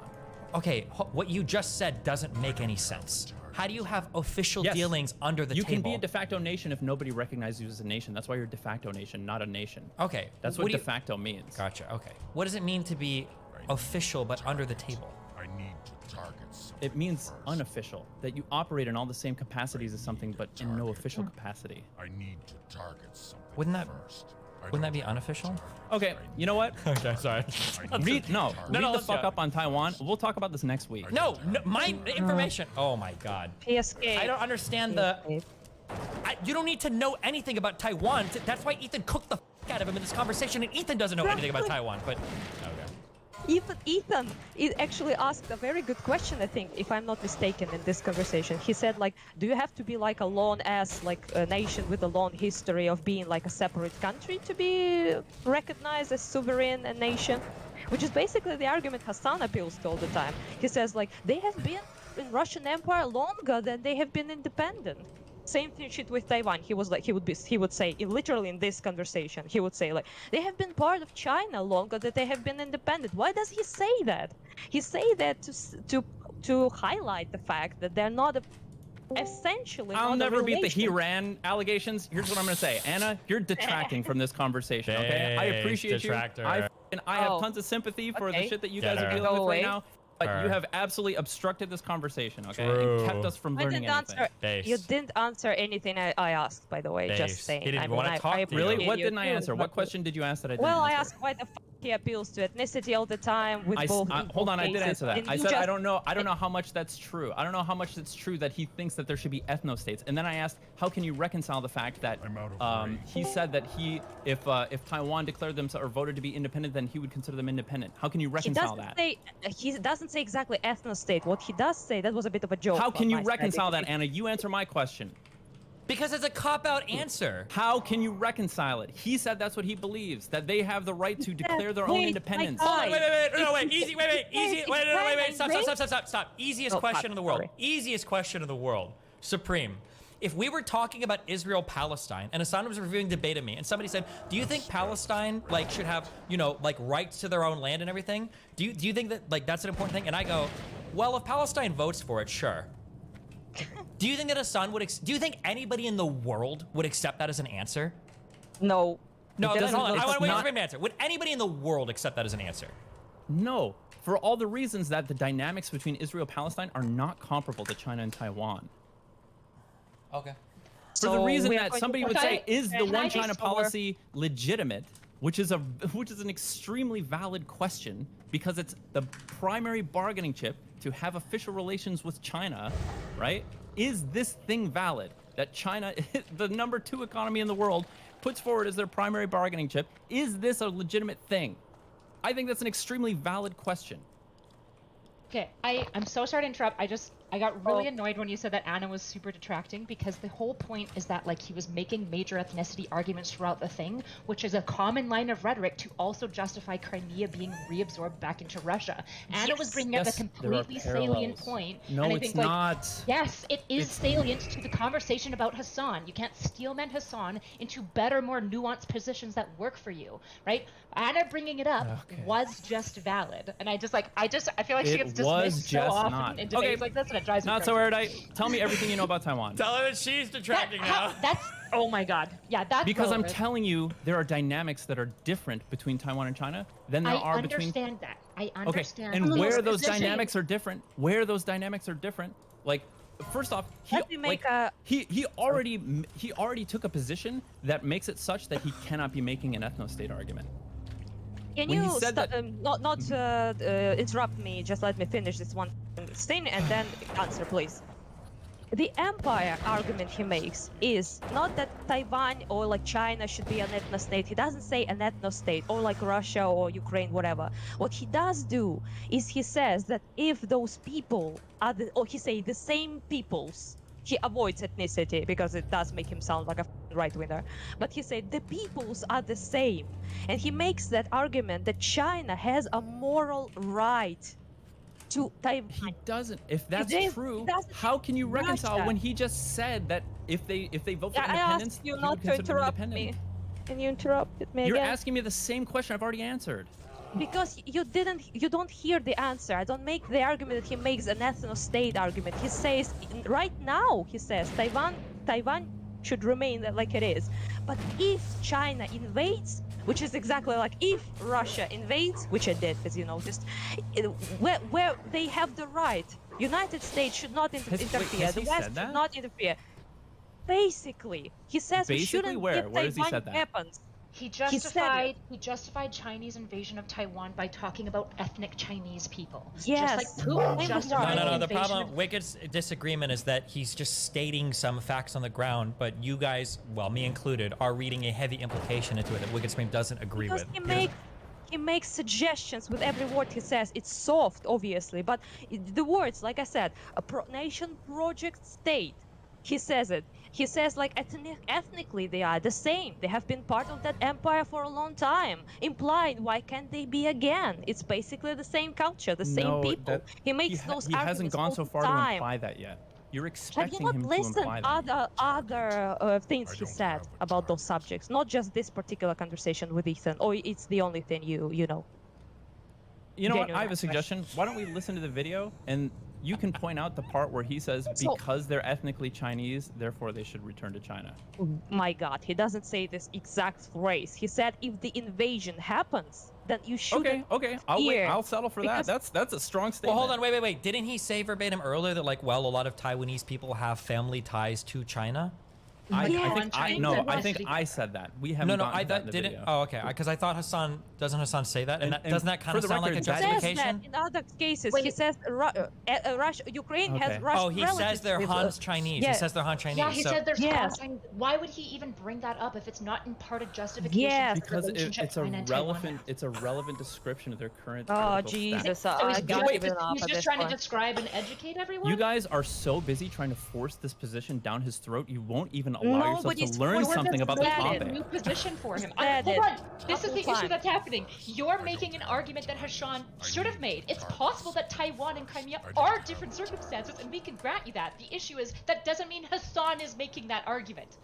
Oh God, Yes. your smugness over this issue that you know nothing about. I really hope you come to recognize how I hope you come to feel silly. No, we're not. You realize why no don't one we is make talking them about arguments? any in-depth Taiwanese history. There's nothing here that is like Why don't beyond the we- why grasp don't of we like listen two to what sentences. he says about it? No, that's fine. But you just keep retreating back to this. You're not educated. We're not talking Yes. about anything in depth with Taiwan that can't be gleaned in Supreme, three answer me sentences. this. Right? Like, I don't know why you're acting Why like we're like does he make arguing same over like. arguments about Ukraine? Okay. Why? Exact same I'm argument. sorry. What? Why does he make exact same commie imperialist arguments about Ukraine? Explain me this. Commie imperial arguments about Ukraine because he has an America why? bad. First off, he has an America Yes, bad that's sense, our and he whole thinks. point. and Thank you. No, well, you asked me the question. It does require some nuance. His position has nuance. I think it's wrong, but it has nuance. His position is that NATO is a Western bully that is like forcing Russia into a corner, and that they are rightfully like fearing, NATO expansion into Russian territory or threatening their sovereignty in some way, right? Or like posing a clear and present threat to Russia or something like that. And his support for Crimea and maybe the Donbass is one where he's in support of like fucking the right to self-determination of the people who live Isn't there. that his exact same argument about Taiwan? In this way, he'd be consistent, but the difference is that the arguments we would have to be inconsistent from his perspective to support both Taiwanese independence and for Crimea to remain part of Ukraine.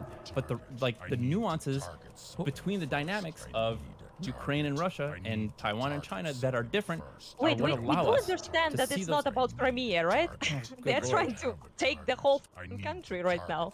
And they are fully in opinion that they should take the entirety of Ukraine, that they have rights to it. Same shit basically with Taiwan at this point. It's not just about Crimea. It's not 2014, So yeah, if we were talking about Crimea specifically, you could say there are like, caveats and things like that. So we don't have as Ukrainians rights of self-determination in Hassan's mind because he doesn't think that the West he believes the Crimean assists people us. do.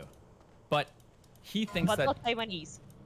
No, he does, which is why he said if they put to a vote and voted to be independent, then he would consider them independent. That's such a non-answer, but you don't agree. So. I don't. It doesn't matter. Whatever. You think It does. No, it does because again, if we were talking about Israel Palestine and somebody was like, "What do you think? Like, what do you think should happen with Palestine?" and I would answer, "Well, if Palestine votes to be independent, then Israel should recognize that." Like, nobody's talking about that. Everybody's talking about what should the world stance be. Should there be repercussions for Israel? Okay. Should there be intervention on behalf of Palestinians? Not like, well, if Yeah. Palestine votes for their Thank you. independence, then like they should have it. Like that's not an answer. maybe I don't know much Yeah, about Donbass Israel wants Palestine. to be Ukraine, Okay. then they should be Ukraine. Okay, yeah? I get it. You guys think that he's making this Everyone should argument. I respect understand that you guys are making. You think he's making this argument. Okay, I understand that you think he's making that argument. What now? Yeah. Should we watch the video and see what he says? Sure. Okay. Can we go back to that? Yeah, but also I don't want to have like a 3-on-1 conversation. 'Cause it's like, yeah, I'm okay, going to go. Yeah, bye bye. Yeah, I'm out. That shit sucks. Bye bye, everyone. Before we get back to it, maybe I want to ask because you've done some reading on Israel Palestine, and barely. and I think you know more than I do about Okay. not Not that much, entire but topic. go ahead. So, does Israel have right now to have like official relations with Israel? Does every country need to recognize that Palestine is actually just Israel?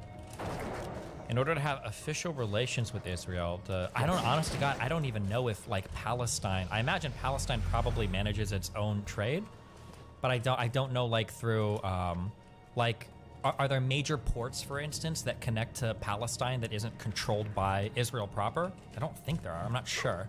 I know that like I know that Israel has like military control over a lot of things, which I imagine would also give them control over shipping routes. But I don't know, like in terms of like economic management and like independent trade, I don't know how Palestine manages, so I'm not sure. Is Israel's premier policy governing Israel that Israel's is Israel's premier policy governing Palestine that Palestine is just Israel? Yes and no. Like Israel like simultaneously recognizes Palestine, but they're also, I think, simultaneously like settling people all over Palestine, which is kind of like the weird duopoly. Like, so that's like a lot of the West Bank issues have to do with like this is Palestine, but there are a ton of Jewish people that are now settling parts of Palestine. There's like the fighting over the settlements, right? Okay, so the entirety of Palestine right now, Israel claims as part of Israel. Is that the idea? I think they like control it militarily and tax it, but they live like in a weird duo thing. Okay, do we understand that that's the policy of the PRC? That they are demanding that everybody considers Taiwan to be a part of China? Okay. So if it were the case that in order to have official dealings with Israel, like every country had to recognize the entirety of Palestine, which I'm not sure if is Palestine even like a country per se, or is Palestine like an ethnic region that sort of flows between like is I don't know if countries? I know that if you look on Google Maps, it doesn't show. I don't think it shows as a country. Yeah, I don't know if thought anybody. Part of Palestine was in like the Kingdom of Jordan or something like that. I don't know if anybody recognizes. I'm sure there might be some Arab states that recognize Palestine as an independent country, but I'm pretty sure like there's a lot of parts, especially like in the West Bank, that are Palestine, but they're like settled exclusively by Jewish people. So it's like it's like very, very, very complicated. People are saying 138 out of 193 UN countries recognize Palestine, but I don't know what that recognition means because. Okay, but the question is about is another country claiming Palestine, right? I don't think so. That's the issue with PRC and Taiwan. Or I'm sorry. Wait, when you say another country, I mean do they have their own like running governments? No, is another country claiming Palestine, right? Oh, the like way that Israel? The You're PRC asking if is Israel? claiming Taiwan. Not in the same way. No, I don't think so. So do you see how like I can't stress this enough. Like the premier policy that the PRC has governing Taiwan is that Taiwan is a part of the PRC.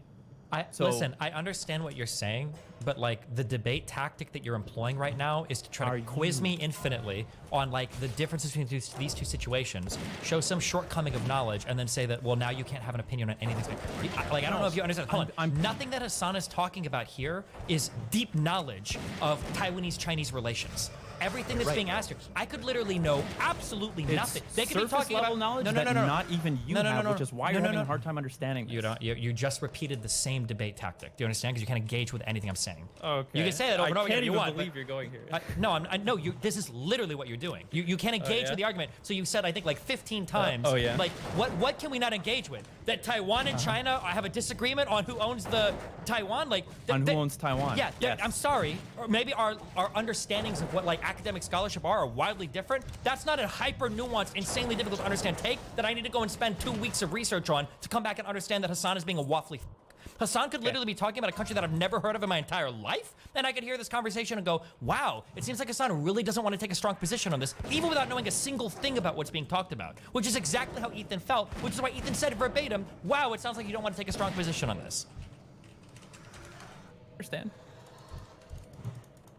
But right now there's contention over whether or not it's a relevant question to ask whether or not Taiwan should be considered its own country. And for Hassan to say, if they have political will and it came down to a vote, they voted to be independent, I think they should be considered independent.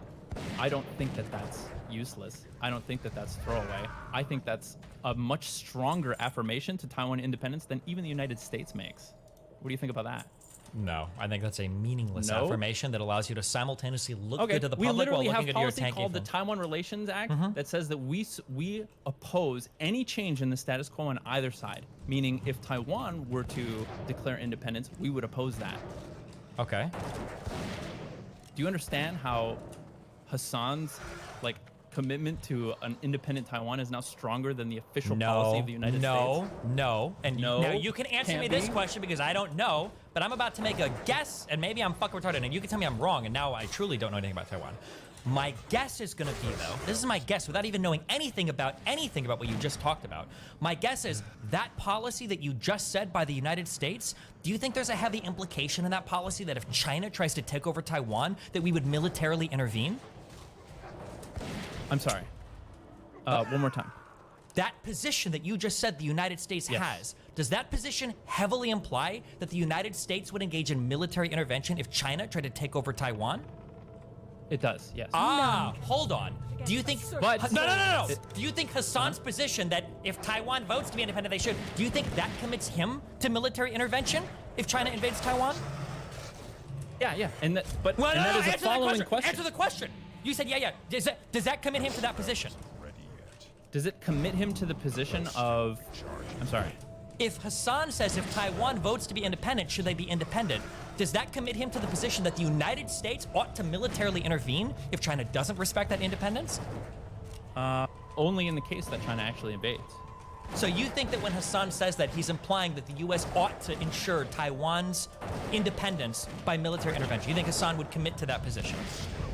No, he would probably find a way to pussy around it. Okay, then that means that what you just said, maybe you're not educated enough on any of this because you just implied that Hassan had a stronger position than the United States of America, and based on what you just told me, he doesn't. So I don't even know what the fuck you just said. We can replay this whole conversation if you don't understand any part of that, but go ahead. So, the thing I wanted to add earlier is that part of the TRA is that the U.S. would also oppose the ROC overtaking the PRC. Wow. Cool. So we oppose Taiwan invading and capturing mainland China. Okay. Okay, yeah. That's a big deal because we used to support that. Okay. Okay. Is that something that the world is looking to right now, that Taiwan might invade and take over mainland these are China? details that you have to understand. Sorry, how is that detail relevant to any part of the conversation that we just had? Can you tell me? I don't understand. Because the point is that the United States, we have it, it's part of our official policy that even we wouldn't support an independent Taiwan, which is why people have to come up and bitch slap Biden when he starts talking about Taiwan like it's its own country. Hold on. When people say we wouldn't support an independent Taiwan, what do you think they mean? What do you think they mean? They mean we are committed. We have official policy that is committed to preserving the current status quo of cross-strait relations. You know that the United States does support an independent Taiwan, right? You can't be this politically naive. De facto, no. No, de jure or whatever. No, they would know. The United States supports an independent Taiwan. The reason why we don't is because we know that it would piss China off in terms of economic. Exactly. Yeah. Okay, hold on. So don't say the United States by policy, blah, blah, blah, blah. The only reason we do that is because we're navigating politically an area that we can't take a clear stance in. Okay, sure. But, okay. So that means that this policy is as much to affirm our support for Taiwan as it is to placate China and have our cake and eat it too in terms of the one China policy. Sure, I agree. But I don't know what you said earlier about a really important factoid to know is that the United States in the 1950s also supported Taiwan invading mainland China. That's the other half of the TRA. Oh, is that even in effect today? Or I don't know why that. I don't think that matters, but I might just be retarded. But maybe that is a legitimate concern that Taiwan has built up such a military presence, or Taiwan has the ability to invade mainland China, take them over. That China is worried about that, and China is actually looking to the United States to guarantee their sovereignty, so that if Taiwan invades, we would help on behalf of China. I guess from the invading Taiwanese army. I guess. I don't know how that ropes into any part of our conversation here, but my statement is that Hassan. The thing that Hassan is saying about if Taiwan had this vote, I would respect their vote, is something that you can't say in that U.S. politicians don't say, right? because we don't officially support that. But that's because Hassan has a position that U.S. politicians don't. And that's that Hassan thinks that the only reason why we support Taiwan is because we hate China. That's Hassan's position. Well, I don't know if that's the breadth of his position. Hold on. It might He be. explicitly said earlier that the U.S. State Department and our intelligence agency's support for Taiwan is born out of xenophobia. Do you remember him explicitly saying that earlier?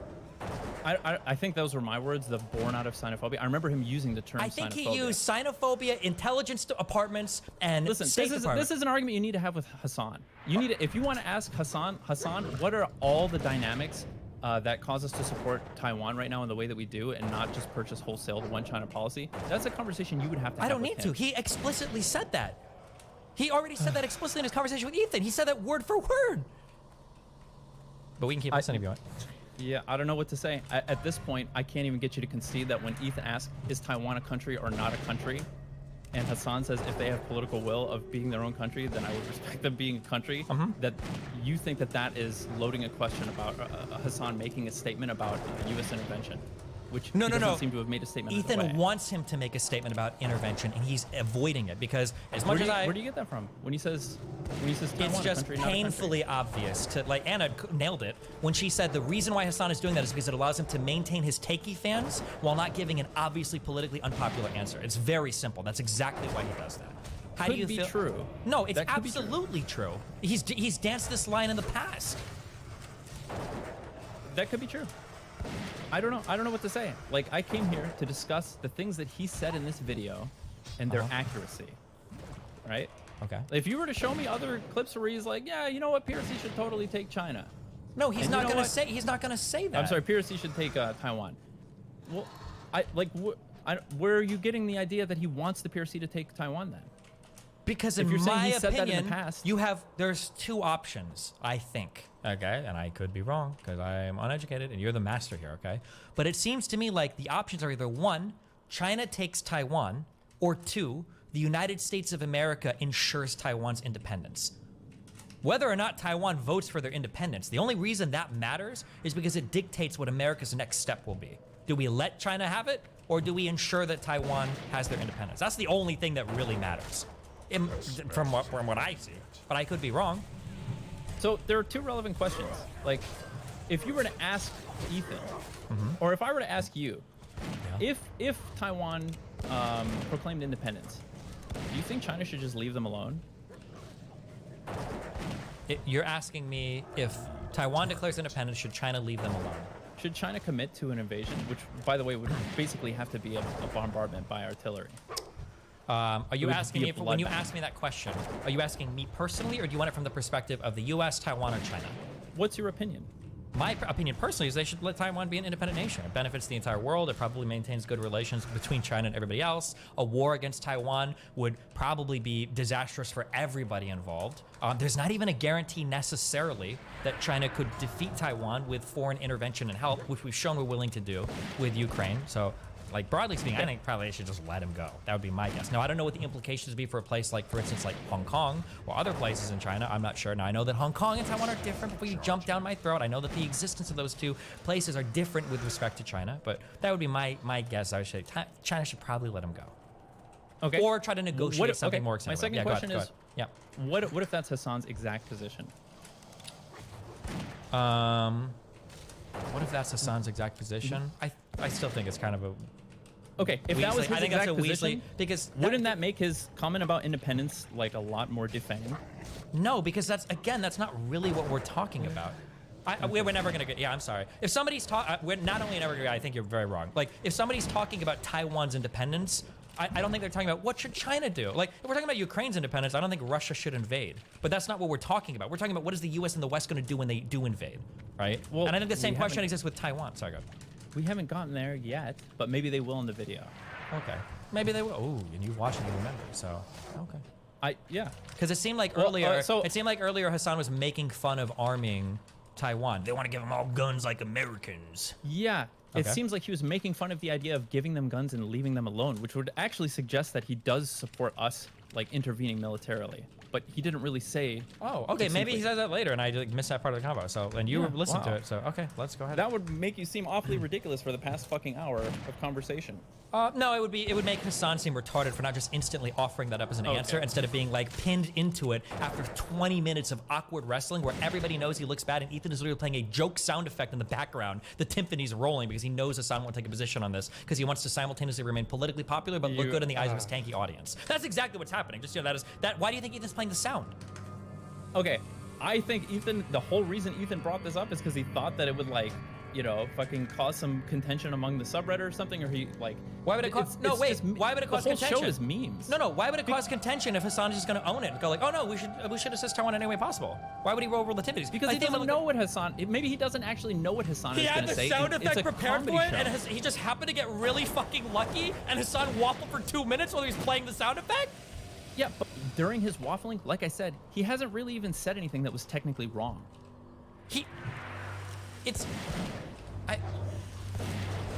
Hold on. No.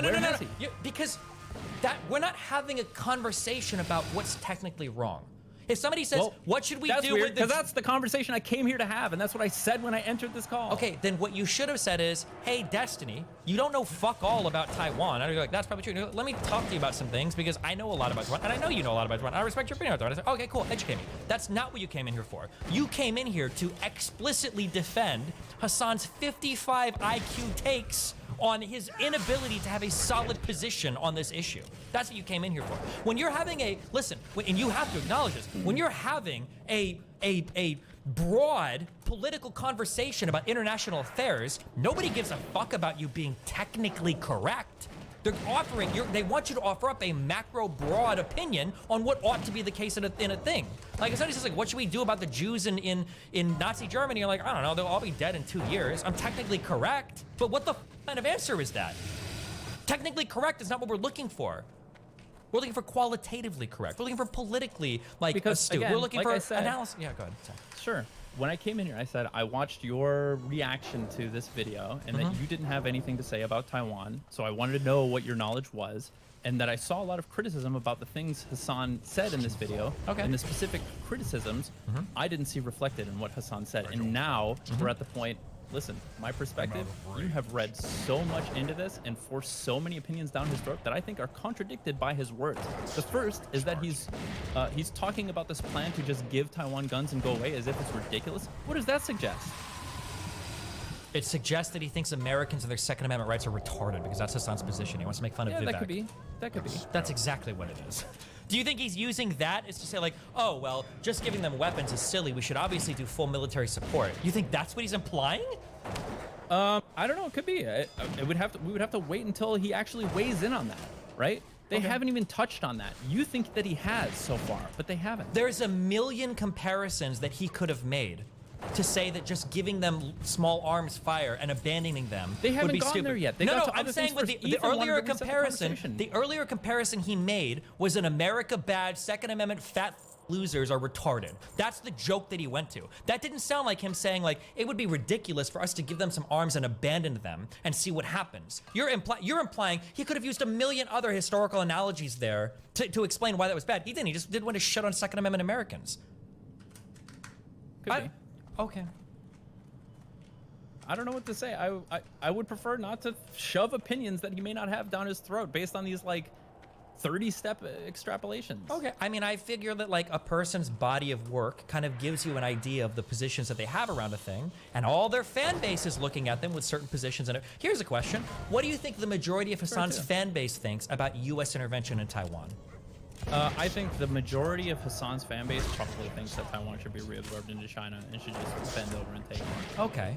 And Ethan has been fighting a lot with tanky members of Hassan's fan base. When Hassan gives an answer like Vivek is saying we should just give them all guns like Second Amendment Americans, do you think that Hassan's fan base is like, damn, Hassan thinks we should have full military intervention? Yeah, that's like a convincing argument. Or do you think Hassan's fan is like, how a retarded thing to do? Why would we even arm Taiwan? The point is, I watched you react to this. You didn't have any of these criticisms, by the way. You didn't have any of this commentary when you reacted to this because your reaction was similar to mine, which was until he starts getting into the Ukraine stuff, which that's the part where I tuned out. he doesn't say anything totally super controversial, and actually a lot of the things he says are quite accurate. I feel like I had exactly this reaction. I think I made fun of him for waffling so hard. Did you not watch my reaction to this? For waffling. Yes, for waffling. But waffling is him just like tripping over his words or whatever the fuck. It doesn't necessarily suggest. Okay, I see malice in it. I think we're just on worlds apart here.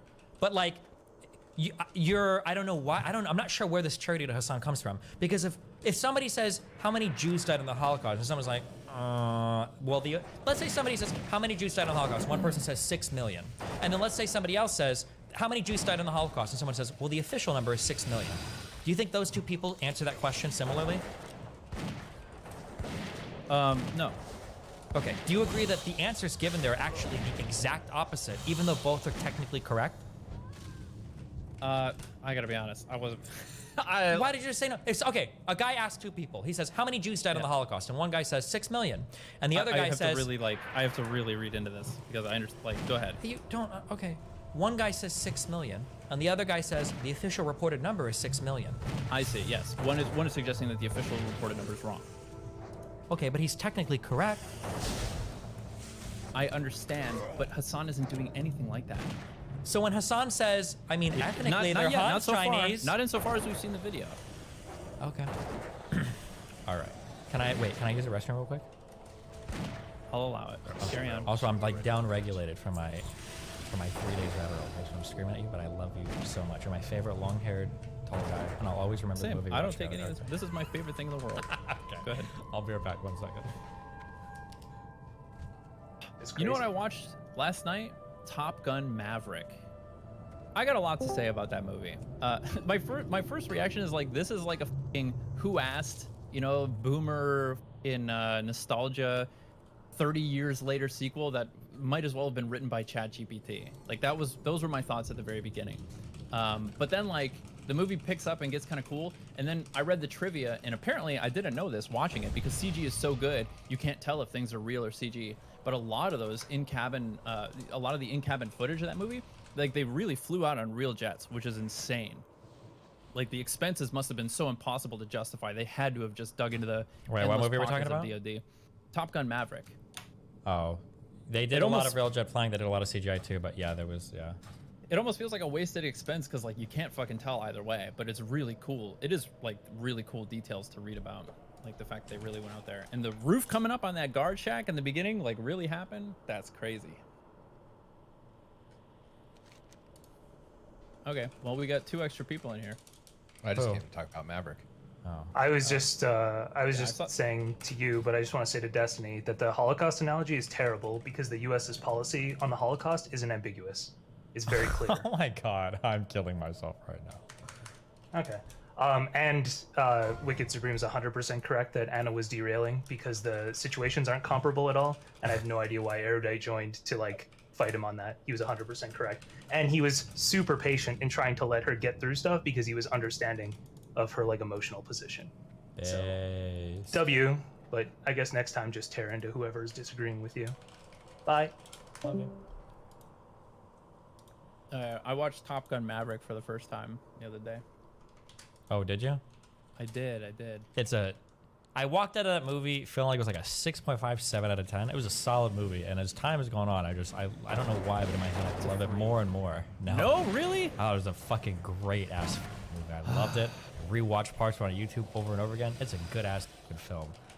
Can you apply this good take to Oppenheimer? Like, can you just Every single criticism you've had about Oppenheimer has been 100% correct. He's lazy. No. For the I think for the there are some good criticisms, but there's not enough deference given to the good parts of the movie. Listen, who the fuck cares if Oppenheimer keeps his clearance? He's not working mission, right? Like, why is that the fucking conclusion of the movie? Because like the main conflict of the movie is whether or not Oppenheimer, gets his clearance for being a communist. Who the fuck cares, man?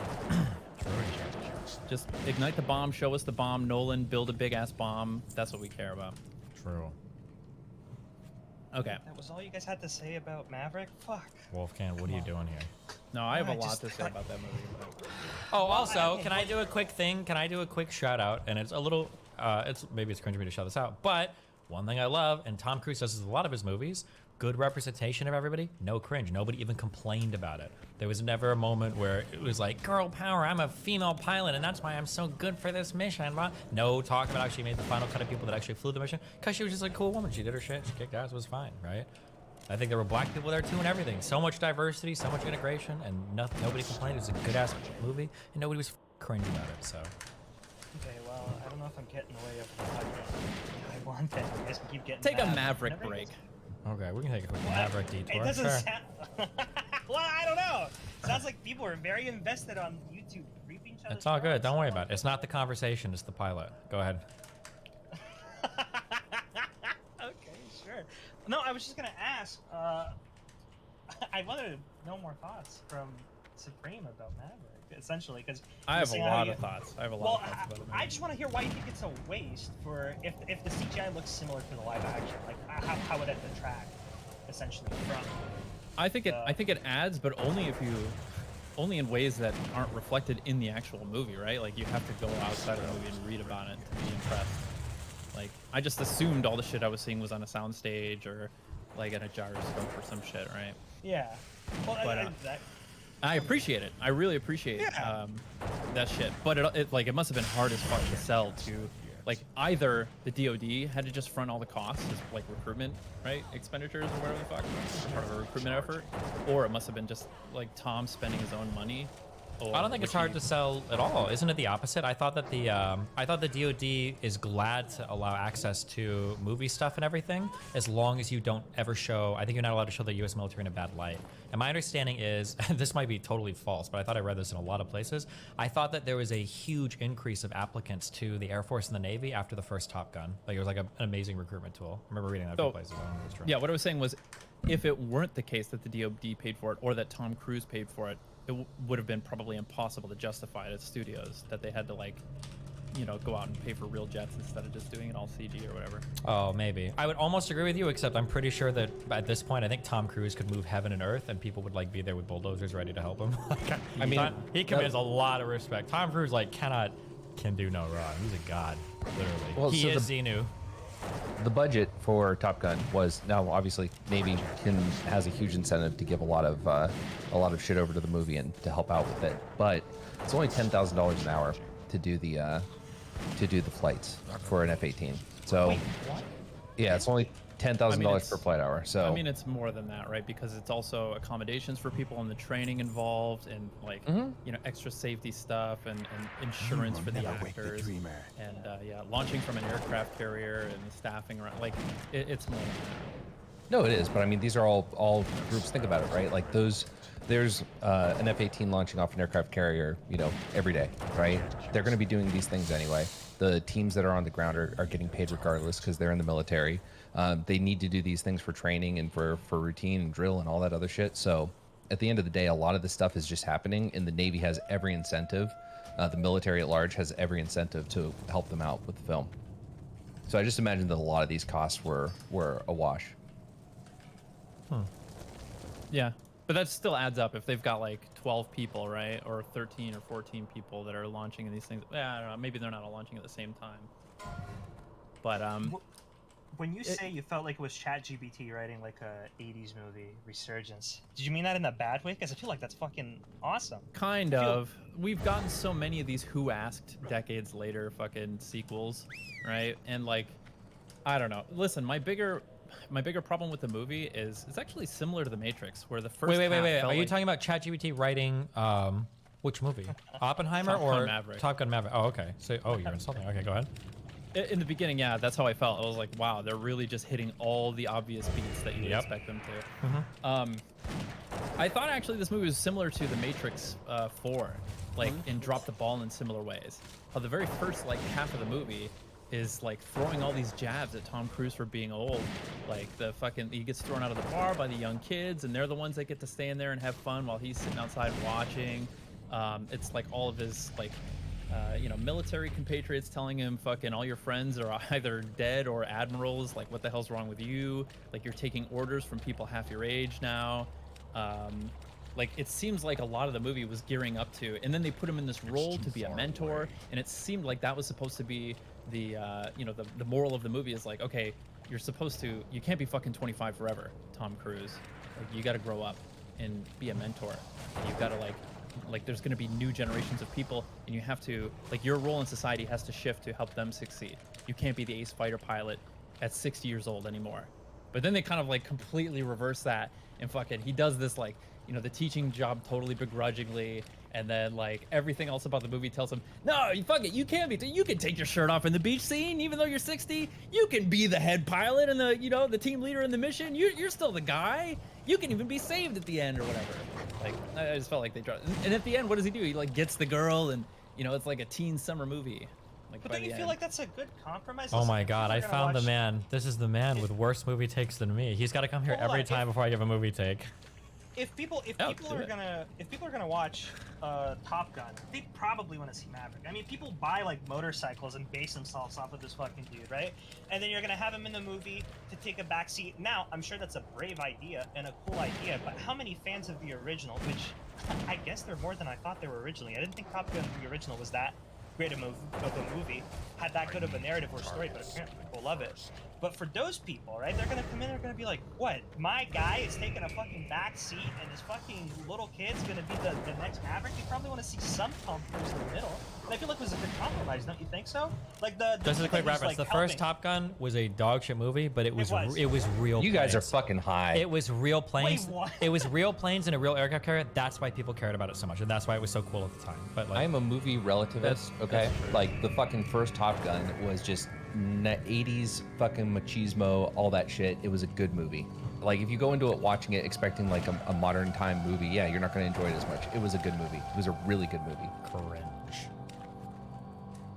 How many times did we get the exact same cut of that like airplane exploding with the missile hitting it because they didn't have like the budget to film it more than once? It was like watching DBZ with the same punch animation. Yeah, I don't know. Listen, for the original, now, this is me coming out and equating good movies with, like, I would say regular movie structure. But you have a movie that's about Tom Cruise going through, like, this amazing pilot program and stuff like that, and you're building up some rivalries, but at the end of the day, there's just, I don't remember, are they, like, at a wedding or a big celebration party for somebody, and out of nowhere, they're like, oh, now we have some badass dudes coming in. We need the top. You got to like, think about, it's a war movie during a time of, like, technically the Cold War is going on, but overall, there isn't a point of conflict, right? So it's like when you watch any other war movie that's been around that doesn't take place in Afghanistan or Iraq over the last 30 years, like, it's just some random fucking conflict has to happen, right?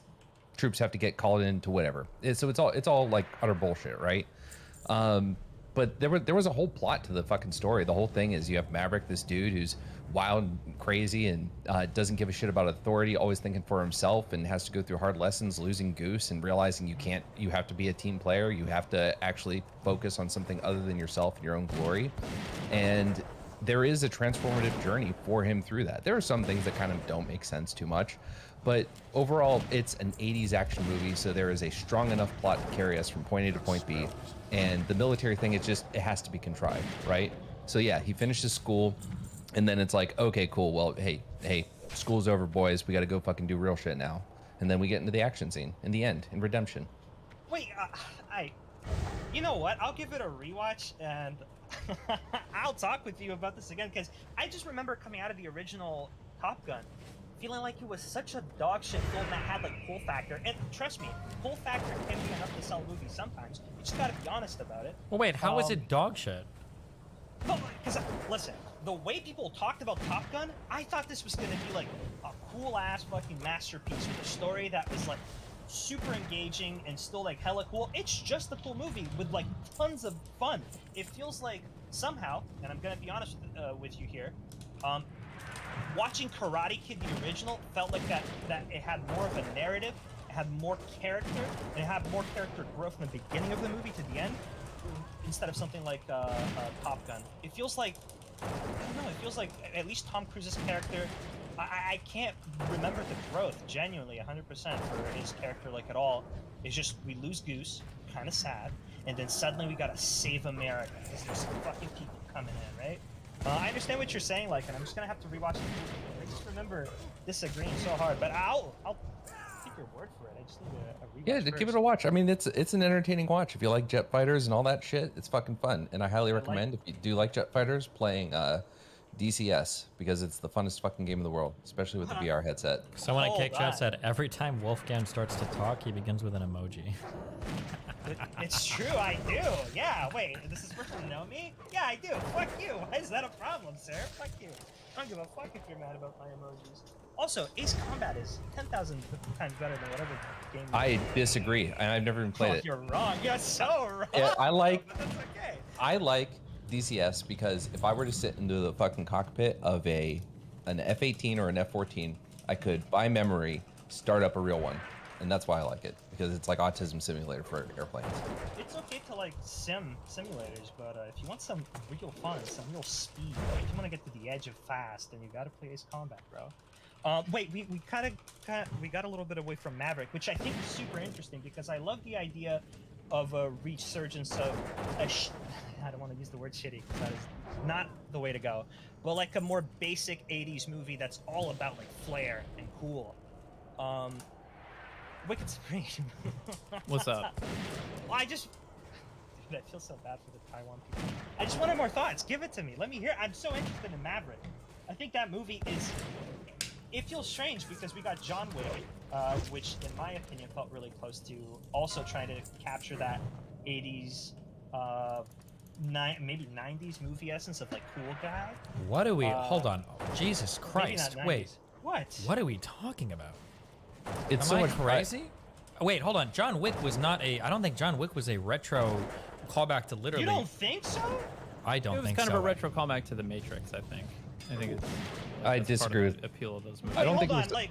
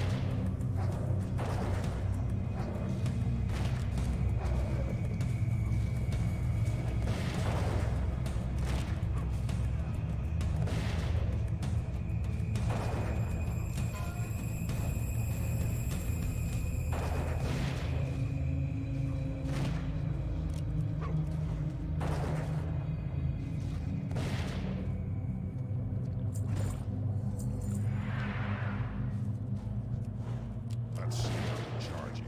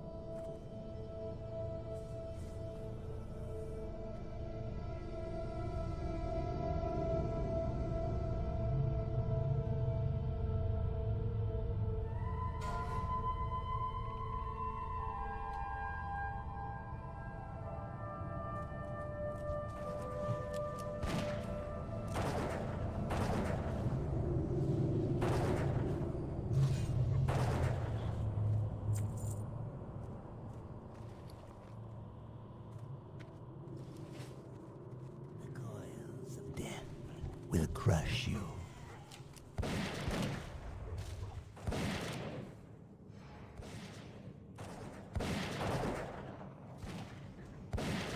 I can't cast that.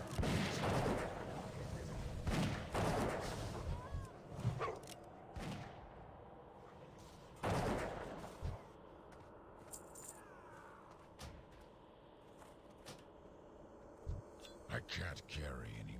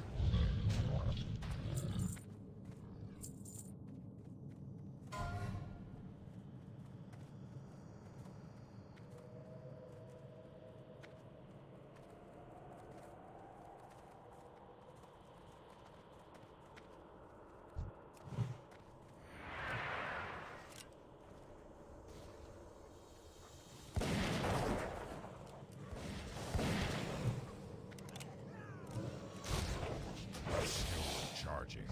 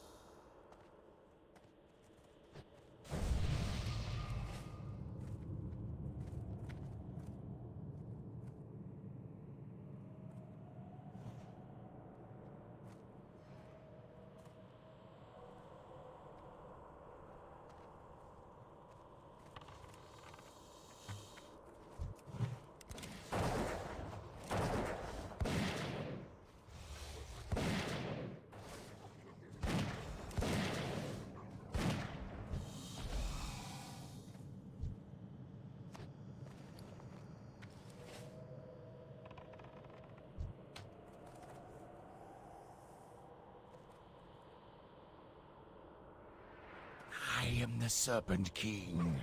I can do anything.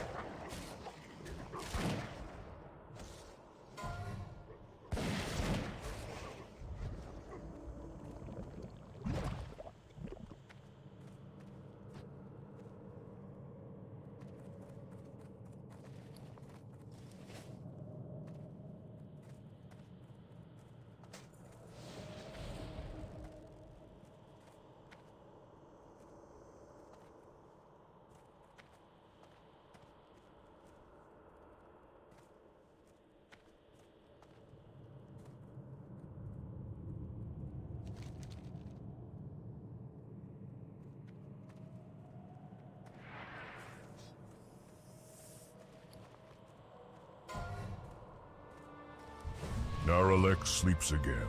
Long ago, Naralex journeyed to this cavern with the honorable...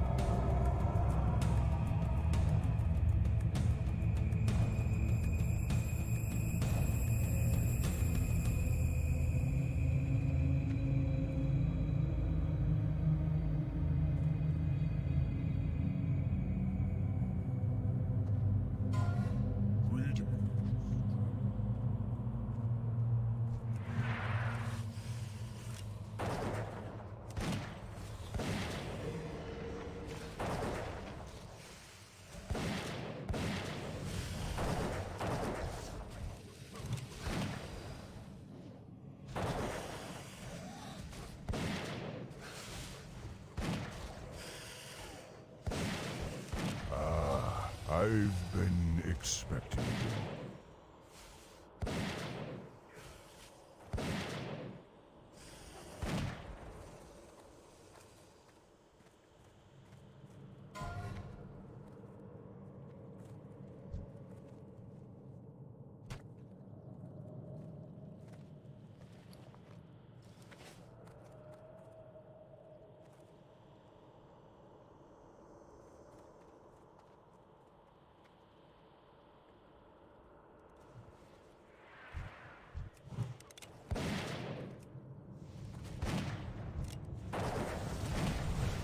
That spell isn't ready yet.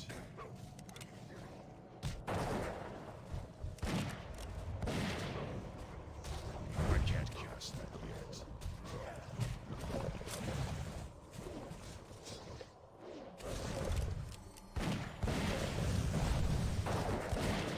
That's still recharging. Please, friend. I don't have a target.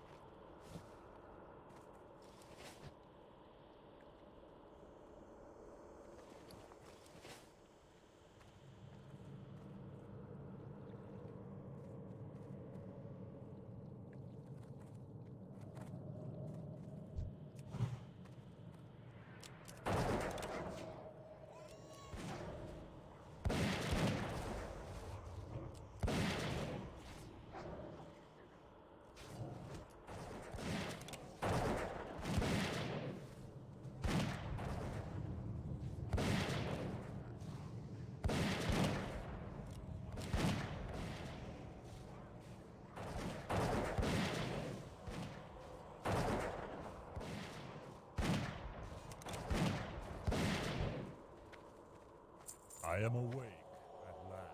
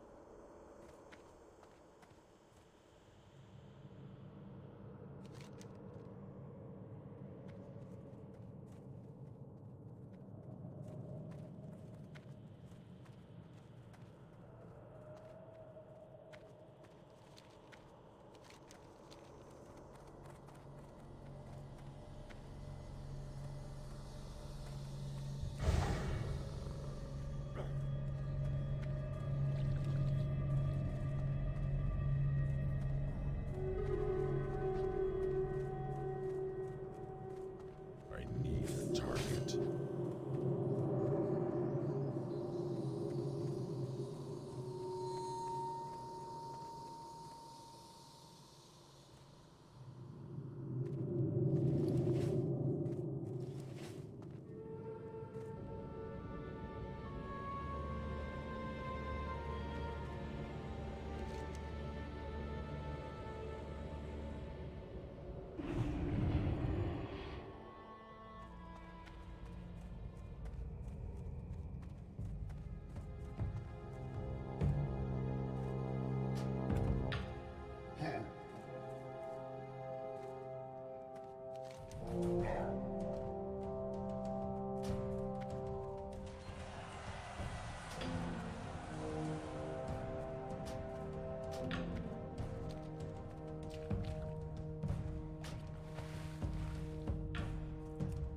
Where would you like to fly to?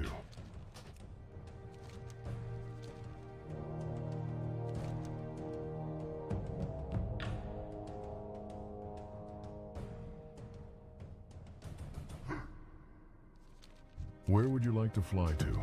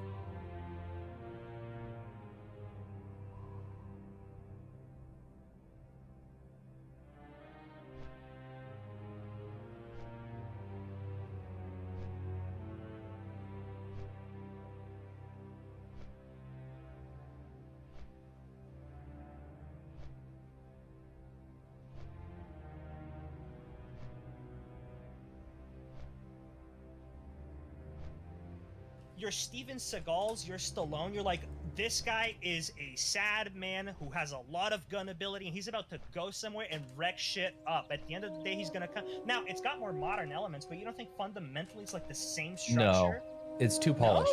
No, it's too polished. There's too much world building. There's too much. There's too much, no like cool guy lines. There's no. I think that's an incredibly modern movie. The similarities are too incidental too. I don't think people are going. If you wanted a good example, I think Dread would be a really good example of like a callback to those types of movies. But hold on, the cool lines are totally there. They're just not coming from John, right? You even quoted yourself like, "Oh, I went into a bar and John Wick killed somebody with a..." Like you're quoting the pencil thing too. Sure, they're not coming from John. He has no like one-liners. They're like, "You killed my dog, fuck you." But they're. But think of how it's delivered. That's a huge thing. Like with the polish, right? The way it's delivered, it's not just like I saw him and he killed 2 men with the pencil, with a fucking pencil. Well, here's a question. What were early, and this could just be a genre that I'm not familiar with existing like before the 2000s, and I'm sure it must have, and I just don't know the films, but can you give me films that existed before the 2000s that are kind of like these? So films like Denzel Washington and Man on Fire, Taken, John Wick, these types of like, somebody took something from me and now I'm gonna go on a massive killing spree where I'm not even trying to save somebody, I'm just killing everybody. Like what are early pre-2000s like examples of these types of films? The revenge porn. Dude, I think that stuff started with Old Boy, but I guess there's like the Charles Bronson, right? The fucking perennial. What was the Street Justice or some shit like that? Like, if you want an example of that 80s throwback, it's the Expendables, literally and figuratively. Death Wish. Like the Expendables, it has all those fucking characters that were all playing those 80s movies, but at the same time, it's all the same, just like hyper machismo, no real point. CIA Shadow Dude needs you to come in and do a fucking mission, and you're the only ones who can do it, and fuck you, we don't care if you die. Like, gotcha. Yeah, I'll concede on that. To me, what I thought like, and is exactly what you're saying. If you want a movie that just retreads exactly that old format, you have, I was gonna say the Invisibles, the Expendables. Now, if you want to modernize it, I thought that's what John Wick, and then the John Wick copycats tried to do. The one with fucking Saul Goodman. I forgot what it's called. Better Call Saul. Yeah, no, but there was a movie where you have done it, adventurer. You killed the leaders of the druids of the Fang. That was like a My recap, dreams are now free of their wicked remodeling, faces, I guess, and of the you John have Wick helped thing. save Like, the they're bringing me barons back from a in, I gotta cursed go. future. But I with this thank time, you, he's tied to his family and all that I thank shit. you for Yeah. myself, for the druids of Thunder Bluff, and for the land.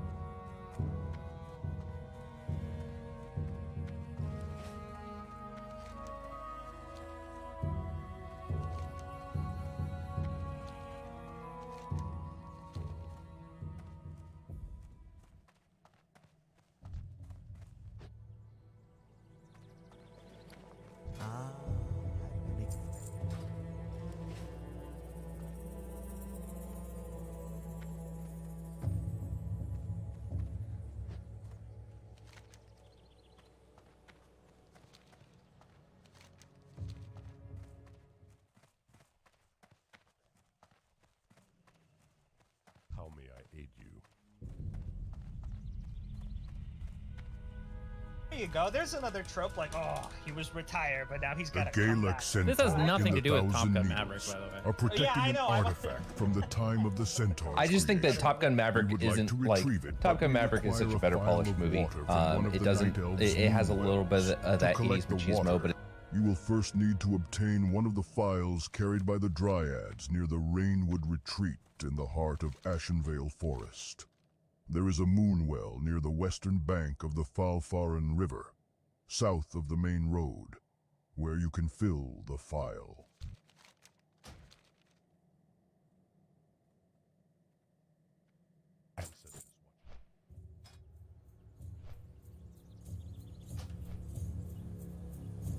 but it doesn't.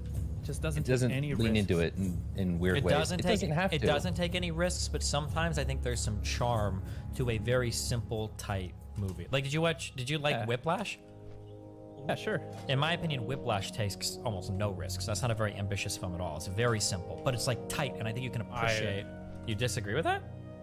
You're watching the poor kid get fucking tortured the entire movie.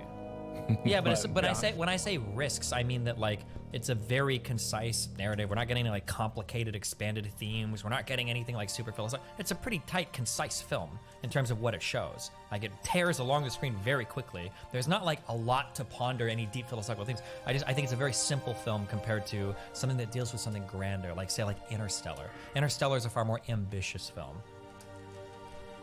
But I mean, even the first Top Gun took risks by killing Goose. No, Yeah. it's formulaic. Wait, No. are you being serious right now, or? Well, That wasn't a I'm risk. just saying, Isn't could have like led it- isn't like death of a friend, especially to show like hubris in a character, like isn't that like kind of part of like a standard like hero story or something? Not like Yeah, the sure. Greek one, but like yeah, I don't know if that's It's more it's more risk than Maverick took, though, right? Well, that's what Steven's kind of talking about, right? Like the risk would have been killing off Maverick, right? We have no confirmed no, Top not Gun 3 or necessarily. anything like Could have that. been but- it could have been any of the other pilot, right? Like it could have been a story about the new generation. Like maybe Hangman, or even maybe fucking Rooster gets chosen to be the leader, or Hangman does because Hangman should have, right? Because he's the most skilled motherfucker there. Maybe missing some team, whatever consideration.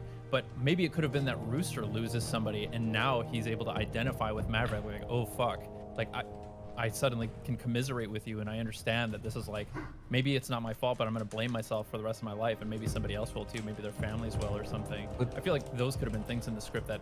But they went out of their way to not. They went out of their way because it would have been too predictable to not make the hugest conflict the fact that Maverick was responsible for Rooster's father's death. And I'm glad they didn't like lean into that, because I was expecting it, and that really wasn't the issue. It was the issue is that he blocked him from flight school. Oh, that's true. Yeah, that's true. I just think it would have these been. issues like kind of the same thing. I thought they were tied, but They were tied similarly because of what happened to Goose. Rooster was, that was the guilt that Maverick was carrying, but they didn't make the conflict between Rooster and Maverick the death of his father. They made it holding back his career. Maverick, Yeah. True that. Oh, I just want to say, this is completely tangential.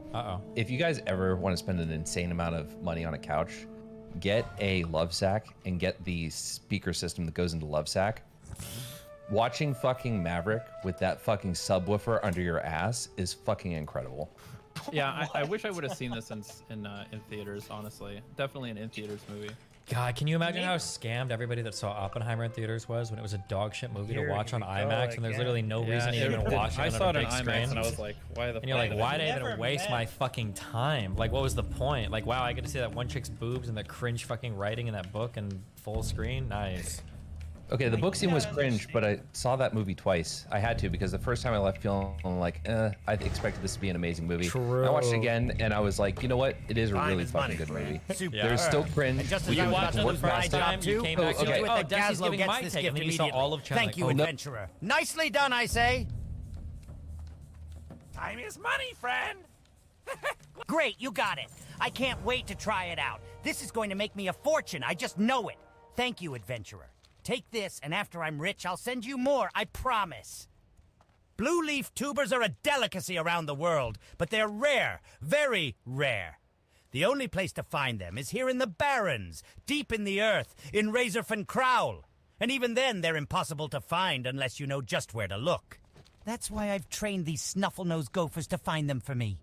They have great noses and can smell a tuber from 50 paces away. It won't be easy, but if you get me some tubers, I'll pay you handsomely.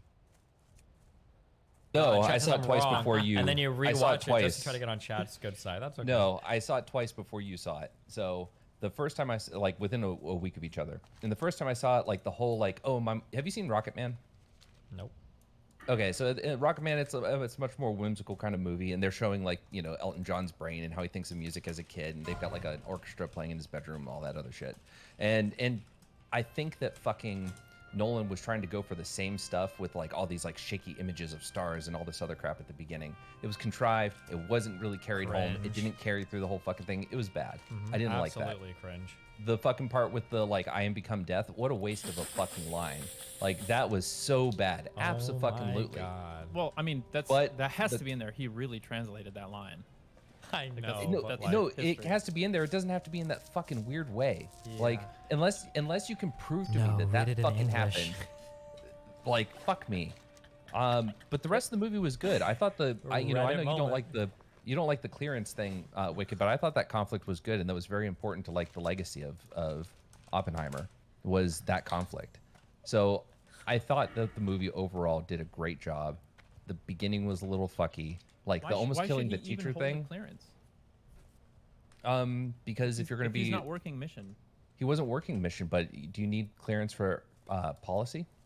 He's not a politician. What do you mean? He was just a speaker. No, he was on the nuclear council or whatever. And he still wanted to work mission, but he couldn't.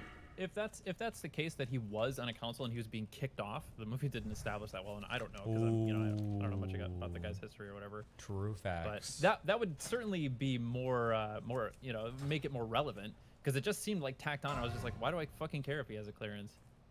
But I don't think a security clearance should be a fucking scout badge or like a club hall pass or something. No, it was about his career being ruined. Well, I mean, it's not about his career being ruined if he's not actually working anymore. But they But he didn't was. establish that he was, though. I don't well, now I guess I'll go watch it the third time. Yeah, I guess we'll have to see it again. Maybe it was just fucking Rogaine brain. I don't know. This is getting to the level of how often you bring up fucking Thrones every time. It feels like any time a movie gets brought up, it's just all roads, Jesus, lead to Oppenheimer being bad. And I have not seen this movie, but it's starting to get so fucking insane. You need to do a teardown of this. I don't know if Kick lets you do like watch parties or if you do thanks, it on Courtney, for the Discord. I 5 don't gifted know memberships. which way you do it. But at this point, bro, you gotta do something. What with that other brings than you just here? sit there and Oh, say I the have same never thing. seen You gotta anything like this. get No, I involved. don't. This shard holds great Okay, you secrets. don't. Fuck you. It is All the right. pure essence of the Emerald Dream. However, what I see so in this overall, shard is Maverick, not a good movie. dream. One would Maverick, call this listen, sort I'm of a still- vision a nightmare.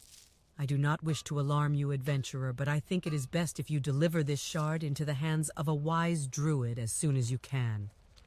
Hamul Rune Totem on Elder Rise is who you need to find. Head to Thunder Bluff. I cannot say more.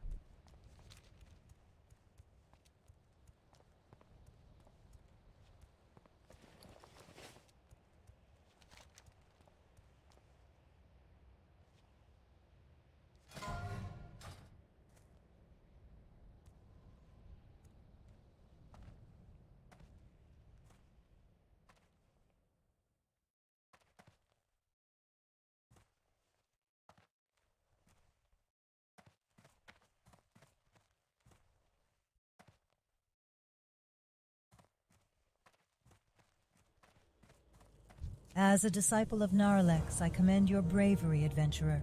Your aid in ridding the caverns is the first step in our long plight to see the barrens restored. Thank you, and may you prosper. Ishnu Allah.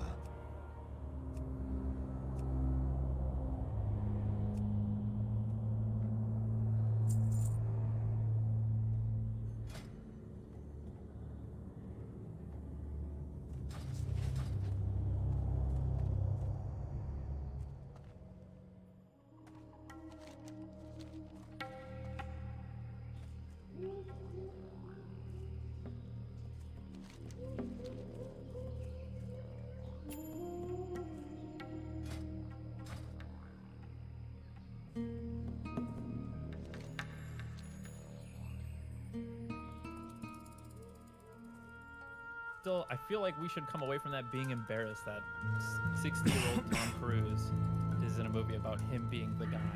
Like He's a He fucking was legend. that guy. he's dressing like He is that guy. got He's skinny literally that guy. jeans. He is. Yeah, In real he life, is he's this that guy. guy. He's the guy. He does his own stunts. He flies the planes himself. Yeah. He's this fucking guy. Listen, man, I hate this. Like, I feel like there's this new trend that's accelerated even from beyond where it was 20, 30 years ago, where people are just afraid to grow up, or like we wanna just cling to our 20s and 30s, and Yeah, and he's clinging better than some 20 and 30-year-olds are. Because there's so much True. G-force under his ass because he's flying that goddamn plane. Also, last question about that specific topic, but did you watch Oppenheimer, Dustin, on 70mm film IMAX or without Oh my it, or god, did you no, I watch think it I watched it on IMAX? the pretend IMAX. Maybe that's why I didn't get the full Pretend IMAX. experience. Gotcha. I was just curious, just wondering. Just curious. All right. we get back to China, Hassan stuff? Absolutely. You guys have fun. Be careful, man. Well, you guys have fun. My wind riders Maybe I are had a trained hard to time fly quickly understanding through the fucking hot clearance Baron's thing air. because, you know, Nolan thought it would be so cool to skip around in the timeline so much. Someone reminded me a little bit in chat. It's more so about the legacy than it is about about the clearance itself. Yeah, but I don't think a security clearance should be a fucking trophy. No, it's not about the clearance being a trophy. It's that through the process of clearance, that's how they maligned him. I understand. It's how they set up the little tribunal that didn't have to have any kind of actual court precedent or any shit like that. Is that what your mom told you? I understand that was the point. Like, I understood when I watched it that was the point, is that it was like a dishonor. But I just, like, you know, you've held a fucking clearance. Like, you know, clearances, they come and go depending on what you're doing. So. Based. Or who you're doing. True. Potentially, yeah. All right. Well, you guys can fight about Hassan. I'll see you later. I promise. Bye. Let's go. Go. Opinion. Taiwan independent? My opinion on Taiwan is that Taiwan is the Chinese concept of Taiwan should remain in the hands of the people in Taiwan who So therefore believe it's independent. who for the record, for the most part, just believe to not disrupt the ongoing relations with. Why are you being so carefully footed around this? Because I know that there's going to be a subreddit. issue. There's going to be a subreddit post with like a million fucking comments being like, Hassan wants everyone in Taiwan to be killed because he loves China. He's a Xi Jinping. That's what I heard. That's what I just. It's already over. You asked me that question, like in jest, and it's gonna. No, I go was there. genuinely curious what you think about it. I think that I think that overall it's contemporary history is complex.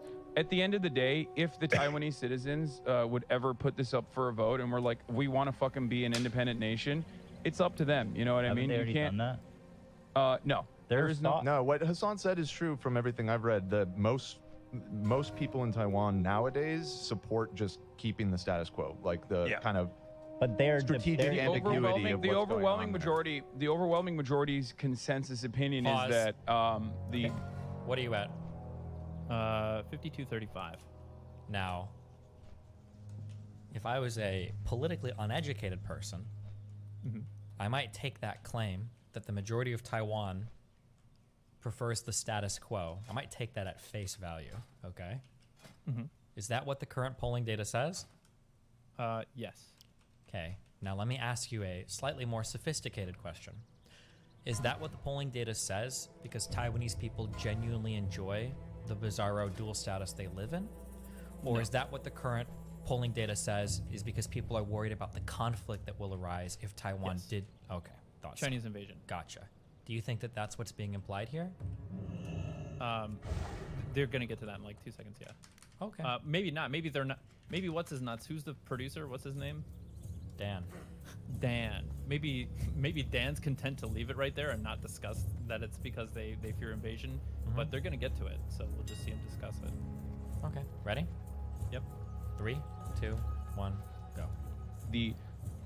They don't want to disrupt relations with China, and they also, like, obviously, if it was a situation between like full-blown independence versus like becoming a Chinese state, like becoming a part of the Chinese state. Do the people of Taiwan like pay taxes in China? Like, do they vote? And I don't know. well, I don't know if the they even have exact elections. details of that. Do they have like travel status in China? But the thing is, like, as far as Chinese Taiwanese relations goes, like the original inception of the country is Taiwan is a fascist dictatorship that America. Oh, Jesus. We're going to go back a bit there. But when I pause, do you see how Hassan was about to take a strong stance on whether Taiwan should be fully independent or assimilated back into China?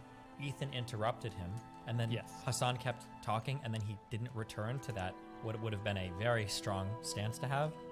Yeah. I wish we could have heard that stance. Like, Do you think? I understand you're saying you wish you could have heard that stance, but like, Do you think there might be a reason why we're not hearing that stance? Well, because they've moved on to other questions. Hassan seemed content to answer it at the moment. That's Ethan's folly, not finding interest in the answer to what you and I agree is like the most interesting, like the most interesting nuance of the opinion that Hassan could have on this topic. They moved on. He said like 12 words. Hassan could have very easily said, okay, yeah, but let me just answer this question. But this is where I'm saying, like, I think Hassan's ability to articulate is just fucked. And like I think his struggle through his words is like genuine right now. I think Hassan is intentionally avoiding planting a strong flag in the sand because he wants to virtue signal to his tanky audience, and he wants to not step on what is politically popular right now, which is supporting Taiwan. That could be true. Okay, I think that's supported by everything that's been said. But okay, hold on. I went back to 5310 because we're about to hear some very fun things. So I backed up a little. Is that okay? Are you at 5310? Yes, 5310. Okay, 3, 2, 1, go. Is Taiwan is a fascist dictatorship that America recognized as the real China until Richard Nixon. Can we pause? Yep. Okay, I'm at 5320. I just don't agree that Normalized Chiang Kai-shek's relations with- KMT, moving the Nationalist Party over to Taiwan, it was a military dictatorship, and it was like pretty brutal. There was a period called the White Terror that you might want to look into. But calling it fascist is another chip in the hat of fascist doesn't mean anything. I wouldn't call it fascist by any means. Why do you think he carved out a little time there to call the founding of Taiwan fascist? Earlier he said, did he say earlier they were ethnically Chinese? So or maybe we haven't gotten that part yet. And he's saying, my well, first go suspicion, ahead. I can answer your question. My first suspicion would be that he's trying to lay some historical claim for why Taiwan should belong to the PRC. That would be my suspicion. Okay. Are you ready? Yep. 5320, 3, 2, 1, go. China, and that's where they implemented the they call it strategic ambiguity, which I call lying. Hold on, this says that the current administration of Taiwan maintains that Taiwan is already an independent country. Yes. This does not have to push for any sort of formal independence. There are, well, that's because they don't want to do like a full-blown. Exactly. They don't want to disrupt the status quo. That's why they're saying that. Sure, they don't want to be invaded by China. They want autonomy while simultaneously being under the Chinese banner, according Seems like to they want international. independence, but they just don't want to be like attacked by China. Hold on, stop. Okay. Without knowing anything about this, it kind of sounds like, in simpler words, now I could be wrong, kind of sounds like Ethan is more knowledgeable in his guesswork here than Hassan is. I think that what Ethan just said there was pretty prescient, no? Seems like they want to be independent. That was the question actually about the polling data, and Ethan got there through critical thinking. Yes. Yeah, so it seems like Ethan is more correct here than Hassan, but... It's too far away. So there's some ambiguity in what Hassan's saying, because he says they want to have autonomy under the Chinese banner. Now, how would you interpret that?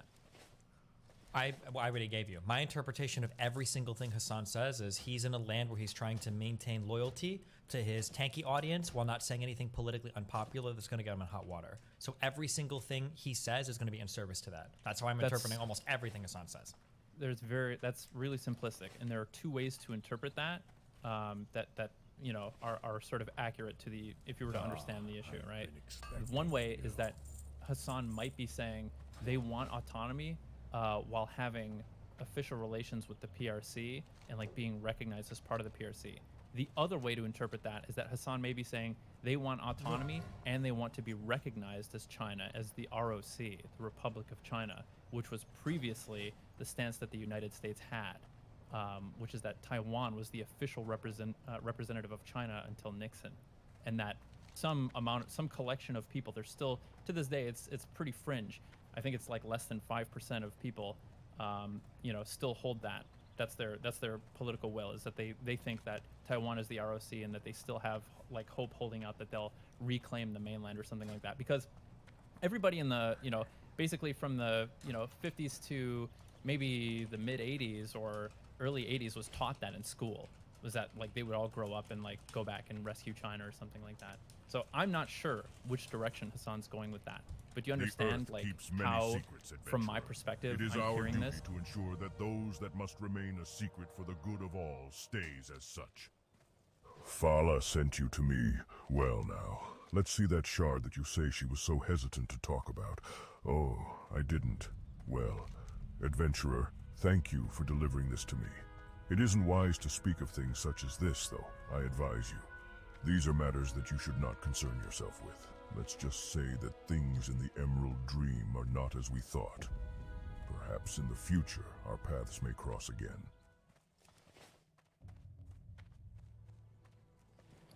How may I aid you?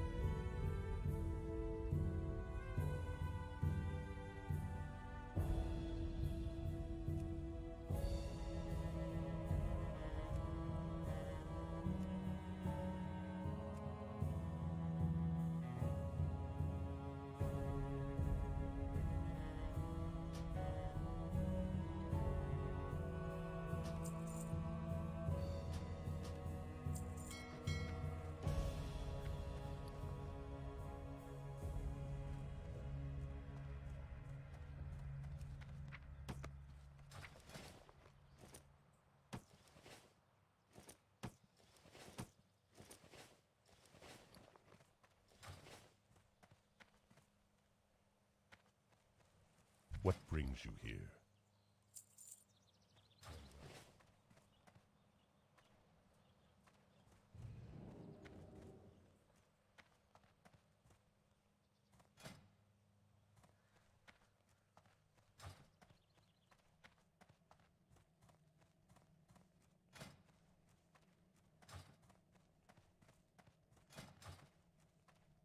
When mounted on the back of a Wind Rider, one sees that its reputation for strength and speed is well And earned. I'm not hearing necessarily directly the PRC needs to go, like, take Taiwan or something like that.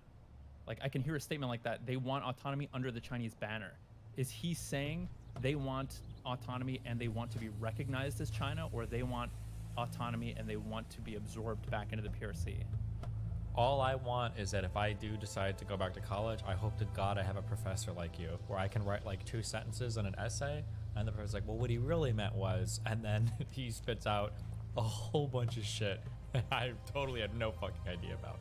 But I mean, I don't know if we're ever coming together on that thing, but yeah. Okay. But okay. How does my train take so long to slow down? What a dog shit train. Okay. Ready? I'm at, wait, where are you at? I'm at 53, 57. That's where I'm at. 3, 2, 1, go. Militarily. Well, that's part of it for sure. So you understand how... Hold on, pause. Do you see the minimizing there? Yep. I'm sorry? Do you see the minimization there of that? Well, that's Yes. part of it, I guess. I feel like that's probably like 90% of it. No? Like, I feel like, here's my, this is just a guess again. I don't know much. I know people, I know a little bit about, but I don't know much about Taiwan and China.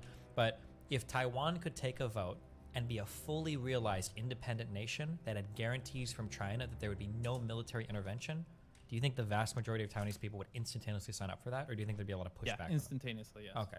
So when Hassan says that's part of it, that feels really silly to me to say. Okay, so the other part of it is, even if China were not to launch an invasion of Taiwan in retaliation of declaring independence, the bridges that Taiwan and China have right now are still tenuous, and the fear would be that people in Taiwan would be cut off from mainland Well, that's China. what I'm including, not necessarily just in military, but that relations would be normalized. If there were if there was a guarantee of a normalization of relations. So when he says that that's part of it, right? The fear of being invaded, he's again technically right that it is part of it. The other part of it is that Taiwan is still very economically dependent on China. So even if there was not a military invasion, if China just cut off Taiwan in retaliation, even economically, not militarily, this would still be really bad for Taiwan and is a legitimate fear for not wanting to proclaim independence. Doesn't necessarily have to be purely. All right, hold on. We've got intervention from our resident vegan. Go ahead.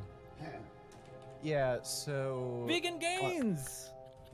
I'm so glad you're here. Go Yeah, ahead. like, okay, I don't think Taiwanese people would be in favor of negotiating with China. It's basically like negotiating with Russia. They're lying scum. So a negotiation wouldn't guarantee anything. I think what Taiwanese people would really want would be to be an independent nation and be part of NATO.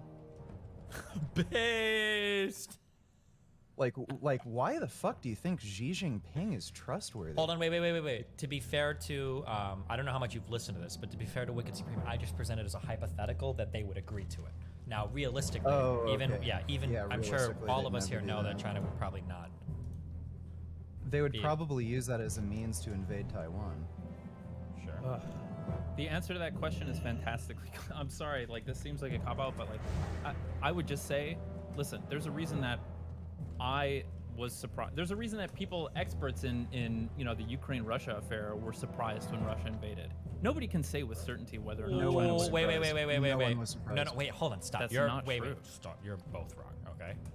There were some analysts that were surprised, and there were lots of analysts that called it exactly. And I started reading more of them after the invasion because I was retarded. But prior to the invasion, there were many analysts that detailed exactly what was happening and exactly why Russia would invade and exactly why it was really they had to. There was no way not to. They mobilized people. They made the threats. They were like, yeah. So to say that nobody knew what was happening is not true. Just saying. Right? Didn't U.S. intelligence know like 2 years ahead of time? No, U.S. intelligence knew when like these mobilizations had already happened and everything, but like there were guesses about it happening ahead of time from military analysts, but not the U.S. military. I don't think, but That's a little hindsight 2020 by saying, well, I read some people that predicted it correctly after the fact. Well, no, wait, not just some people, but like, was Kaufman one of them? There are people that are like well known for their military and their geopolitical international like analysis and everything, and they've been right. And there was like, but apparently, when I say it, I read them in the past. I don't mean that like they said like, oh, I was right. I mean that like when you read the articles up to the invasion, I think that like it's been a while, but it was like Russia had already mobilized troops in certain ways. Russia had already said that they were going to do the invasion. Russia was not successful in their attempts to separate the territories in the southeast. So the Turkish drones and everything were turning the tide of war. That Russia had already, that basically Putin either had to go through with the invasion when he finally said he would, or he would have been ousted as a leader. That those predictions and claims were made, and it was all like very well put out, and then it did happen exactly as I said. Yeah, it wasn't just like they guessed and it happened. That's what I mean. Well, sure, those are very strong, well-reasoned predictions, right? But I don't think anyone would have said with 100% certainty, yeah, they're definitely going to invade. Like, anything can happen. I don't know. Well, it's just so stupid. And I would say, personally, that whether or not China would really invade Taiwan, we know they really want to, but Yeah, whether they really absolutely. would, you know, I don't think anybody can say with certainty. I think at this point, the likelihood is much lower because the U.S. has clearly made a strong commitment to prevent fascist dictators from illegally invading other nations. Well, I mean, and at least the Biden administration. It doesn't even go that far. They don't need to extrapolate. We've made strong demonstrations in China's fucking face. Yeah. Oh yeah, absolutely. I mean, we've sailed carrier groups down the Taiwan Strait. Like. Yeah, and there's so many other nations too, like South Korea, Australia, Japan, who'd actually also defend Taiwan. Wow. There's so much we can learn from you, Vegan Gains. Just what a man of so many talents. What else I you can got lift for us? a lot of weight too.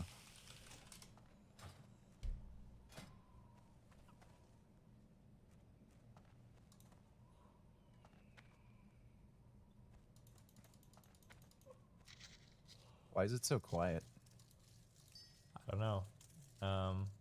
We're just waiting for you to educate us. Well, I don't know what we could. I think. Oh, me and Wicked are just going through this video, so we're probably gonna resume. Okay. Okay.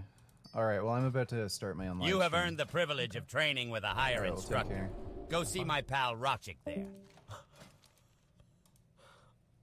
Okay. Okay. Ready?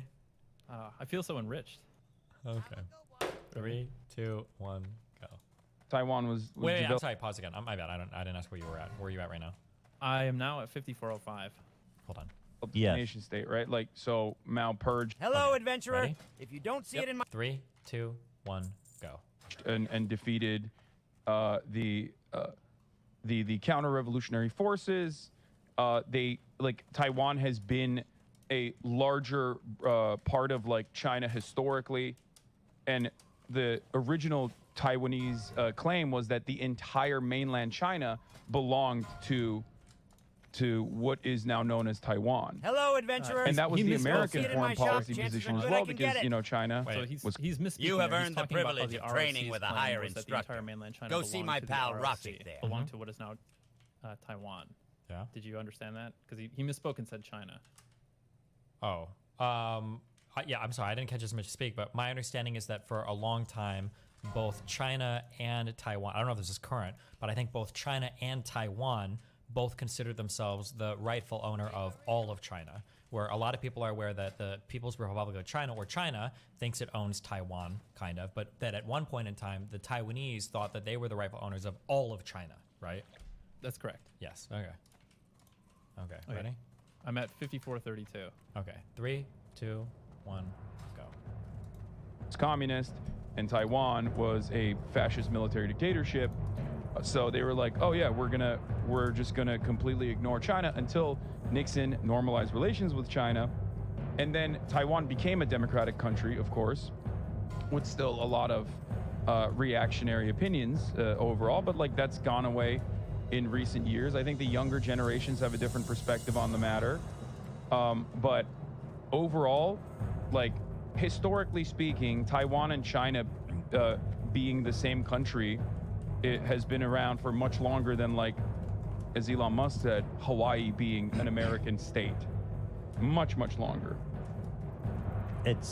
Taiwan is already independent. That's what I'm saying. People don't want a formal declaration just because they don't want a fucking war. But they're not wanting to be Hong Kong and be consumed by the Chinese party. They don't want to be Hong Kong? What happened in Hong Kong? Am I saying the right place? No, you are independent, and then they got. They were not independent. Well, they had some rights. They were less independent than Taiwan, and then they got eaten Hong Kong up. was bought by Are you saying the people of Hong Kong did not want to be? There were certainly people that did not want to be a part of China. Absolutely, that is 100% correct. Most of them. A lot of the people there took a lot of pride in not being. A lot of people enjoyed having Western civil liberties, while simultaneously like being in a unique position. But now that China already does regular trade with the rest of the world, because like at a time in like the 90s, Hong Kong was seen as like this prosperous middle ground. But since the 2000s, like because of an insane amount of development and insane trade relations with the rest of the planet, there are tier 1 cities that are even larger and have more economic activity than Hong Kong in and of itself. And there was always a timeline where Hong Kong was going to be given back to China. They just accelerated it by like 2 decades, if I'm not mistaken. Because that was a lease on Hong Kong. No, just like the way that he talks about that, he is soft-footed on China, right? Okay. But to describe, like Hassan is accurately describing the situation of Hong Kong, that there was always like a rightful claim for it to return to the PRC, and that's not relevant to Taiwan. Okay. I feel like a better and more concise defense would be that the United States of America has promised to support Taiwan. We have not made that promise for Hong Kong. Well, we can't. Like we absolutely could. No. I mean, sure. like Hong Kong and well, I don't know. I mean, listen. I mean, even disregarding the viability of being able to do such a thing, right? Like a land invasion of China. I mean, here I think what Anna brought up earlier, we would have to question. Wait a minute, if the whole point of our support for Crimea remaining in Ukraine, even despite like democratic will, where it, if it existed or whatever, right? Like, I think we both agree that they didn't have legitimate elections in Crimea. But how would we argue for the international system and such that Crimea should remain part of Ukraine? You and I would, I would probably argue. I assume you would. I would argue that there's like, if you're absent some major human rights abuses, you shouldn't allow like countries to splinter off because it threatens the stability, and like the dynamics of these countries economically and socially are dependent on the economic output of different regions or what have you, right? And like restructuring. Yeah, countries that, can't just like without a huge like country-wide referendum that respects the autonomy of the country, or unless there's like perhaps like genocide or massive abuses or whatever. Maybe we could make some comments, but yeah, Right. otherwise countries shouldn't be able to just break away and to be sure. So how could you square away that we would defend Hong Kong declaring independence? I mean, I don't think we should, but I'm just saying ultimately at the end of the day, I mean, like theoretically we could, right? Like for instance, like Okay. I'm saying that like that's I'm saying a that like nothing statement. after the unbelievably dramatic rewriting you've done of every single thing Hassan has said, I'm just saying that at the end of the day, Taiwan's position with China is not the reason why Taiwan can make strong claims about its existence. The reason why is because the United States has supported its claim. That's what I'm saying. Now, I understand that the United States might have a better reason to support their claim than Hong Kong. That's fair. I think that is fair and true based on the little I know. But the only reason Taiwan can stand on those claims, regardless of their legitimacy, is because of the United States' willingness to support it, I think. Well, aside from that, Ethan is asking, what if Hong Kong declared independence? Should Hong Kong be allowed to be independent? And Hassan is explaining, well, they kind of, as a matter of contract, have always, like, that's different from Taiwan, where they did, like, splinter away, and they've been de facto, its own country or something. I don't think that explanation is relevant, but I could be wrong. Because what happened in the past, who cares? If Taiwan splintered, what if Hong Kong splintered like Taiwan splintered? You wouldn't accept that as an argument. You'd say, well, no, China has a right to reconquer that land and keep it. Well, I mean, it's a matter of, so if it were the case that 70 years ago, the nationalists, partly settled in Hong Kong or something and even broke away from the British, then the argument you'd make now is the same one you'd make for Taiwan. It's an argument for pragmatism. It's the fact that there's like generations of people now that are living. You have earned the privilege of training with a higher That's a really good argument. What you're Go saying see right my there. pal Really makes a Rocky lot of there. sense. But Hassan didn't say it. He said 70 years ago. Have a good one. I'm sorry, what? Hassan didn't say what you're just saying. What you're saying right now is a reasonable argument. Yeah. Yeah. Pragmatically, Hassan if Taiwan were to come into existence today in the same way they did in the past, well, then we probably would have nothing to do with it, absent huge civil rights abuses. But I mean, Taiwan has existed in this current capacity for a long time. We've made promises to them, and we ought to back those. We ought to honor our assurances, right? Right. The difference is that Hassan is describing a peaceful, contractual handoff that was planned 100 years in advance, and that's the reason that he wouldn't support Hong Kong independence the same way you or I wouldn't support Crimean independence. Okay. Right, without some sort of national referendum. Now, I actually think that there are decent arguments for defending Hong Kong if it were feasible, right? Because there are human rights abuses. There have been major attempts to stamp out freedom of speech and people being taken political prisoner. Like there have been massive protests that have been met with like horrible violence and stuff. Yeah, I don't know, but Hassan's not going to offer those arguments, right? And I think. Well, I feel like, and I might be retarded. I don't know if this counts, but actually, wait, hold It's on. not I might be realistic, is the retarded. point Wait, anyway. yeah, but isn't a big deal? I could be totally wrong on this, but Hong Kong is not an island, right? Hong Kong is part of mainland China. Yes. Well, okay, so there's Hong Kong Island, and when people talk about Hong Kong, that's what they're talking about. It is an island that's barely off the coast of mainland China, and part of Hong Kong is also on mainland China. But why would that matter?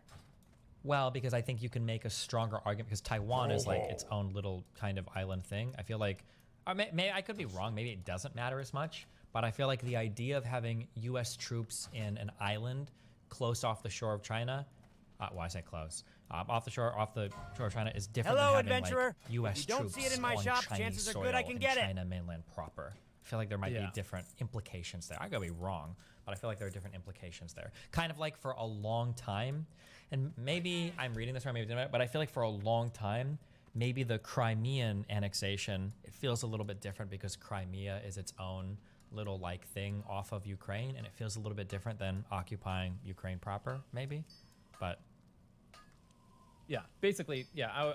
The point I was. But maybe just that making might is not make as much a difference. Maybe that's not as important, the geographic thing. Yeah. Like the human rights abuses that Russia alleges in the Donbass, I think we can legitimately claim are occurring in Hong Kong.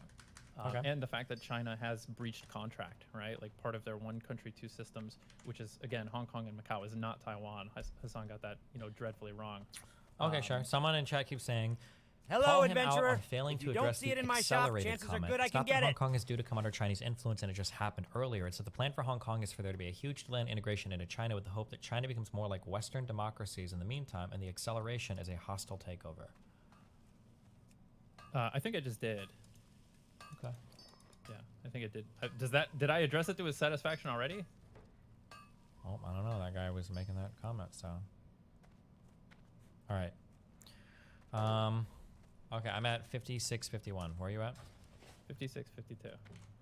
Okay. 3, 2, 1. You have earned the privilege of So the training with people a of Hong higher Kong, there were instructor. certainly a lot Go of people see in my Hong pal Kong that did Rocky not there. want to be a part Regardless of of the the- Chinese state. But overall, if you look at the situation in Hong Kong right now, it's like they claimed that it was going to be devastating, and that has not happened. Not that we know of, because they have no freedom of speech anymore.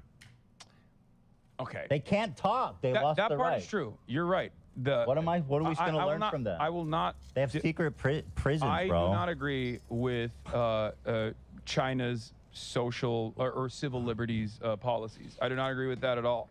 So I Pause. don't live in China. Okay. Okay. I might be seeing ghosts. Okay. I might be seeing ghosts. But I feel like the only reason Hassan is being forced to be slightly more reasonable here. You have earned on the China privilege is of because training Ethan with is a asking higher questions. instructor. For instance, Go see my earlier, pal Rochik there. Ethan said, well, what about Hong Kong? And instead of Hassan volunteering answers about Hong Kong, Hassan immediately started asking, well, what do you mean? What do you mean by that? What do you mean? He's asking Ethan, like, it feels like he's mining Ethan for information about what he knows about Hong Kong. Now, you might say, well, Destiny, you're being conspiratorial, blah, blah, blah.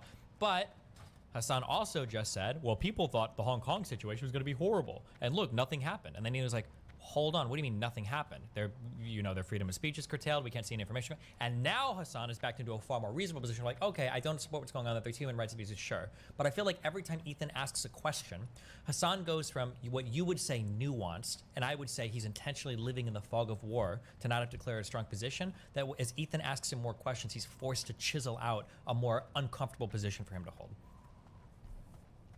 So, again, this is maybe one of 2 times I've ever seen Hassan comment on China. So maybe you've seen him make comments that I haven't seen before or something. The only other time that I saw him commenting on China was him criticizing begrudgingly, really quite reluctantly, China's civil liberties policies, just the way that we saw them, where he was talking about how, I will admit China does get these things wrong, which does suggest that he's softer in some support of China or something like that. To what extent, I can't say. Again, I came here to talk about, I saw people saying that Hassan was saying certain things in this video that he was not saying.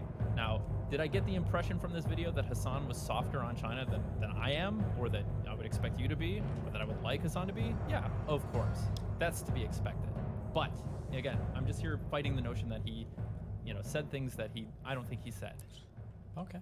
And you're saying that he's being forced concessions under duress because, and that reveals his true feelings about Absolutely. things or Easily, something like yes. that. Yeah.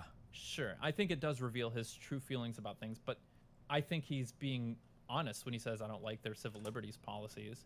I think he's being honest when he says that, he would respect the will of the Taiwanese people and that their will to, for sovereignty ought to be respected because that's consistent for him, right? It's I don't know if consistent. that's consistent for him. Well, it's consistent with his take on Crimea. I right? think that And being able to- after he was bullied into it. I think if you were to drill into his brain in front. I think he'd say, well, yeah, what China does is bad, but America does bad things too. I think that would be his position.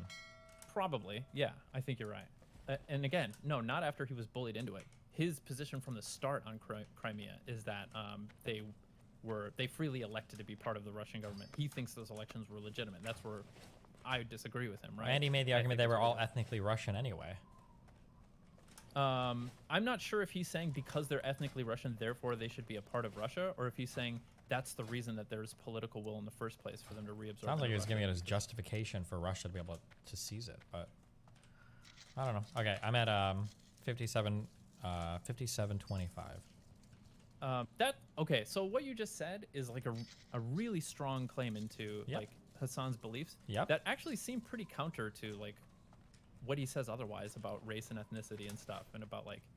Oh, sure. He doesn't have, but it's because his position is defined by America bad, and America's enemies equal generally good, or the same.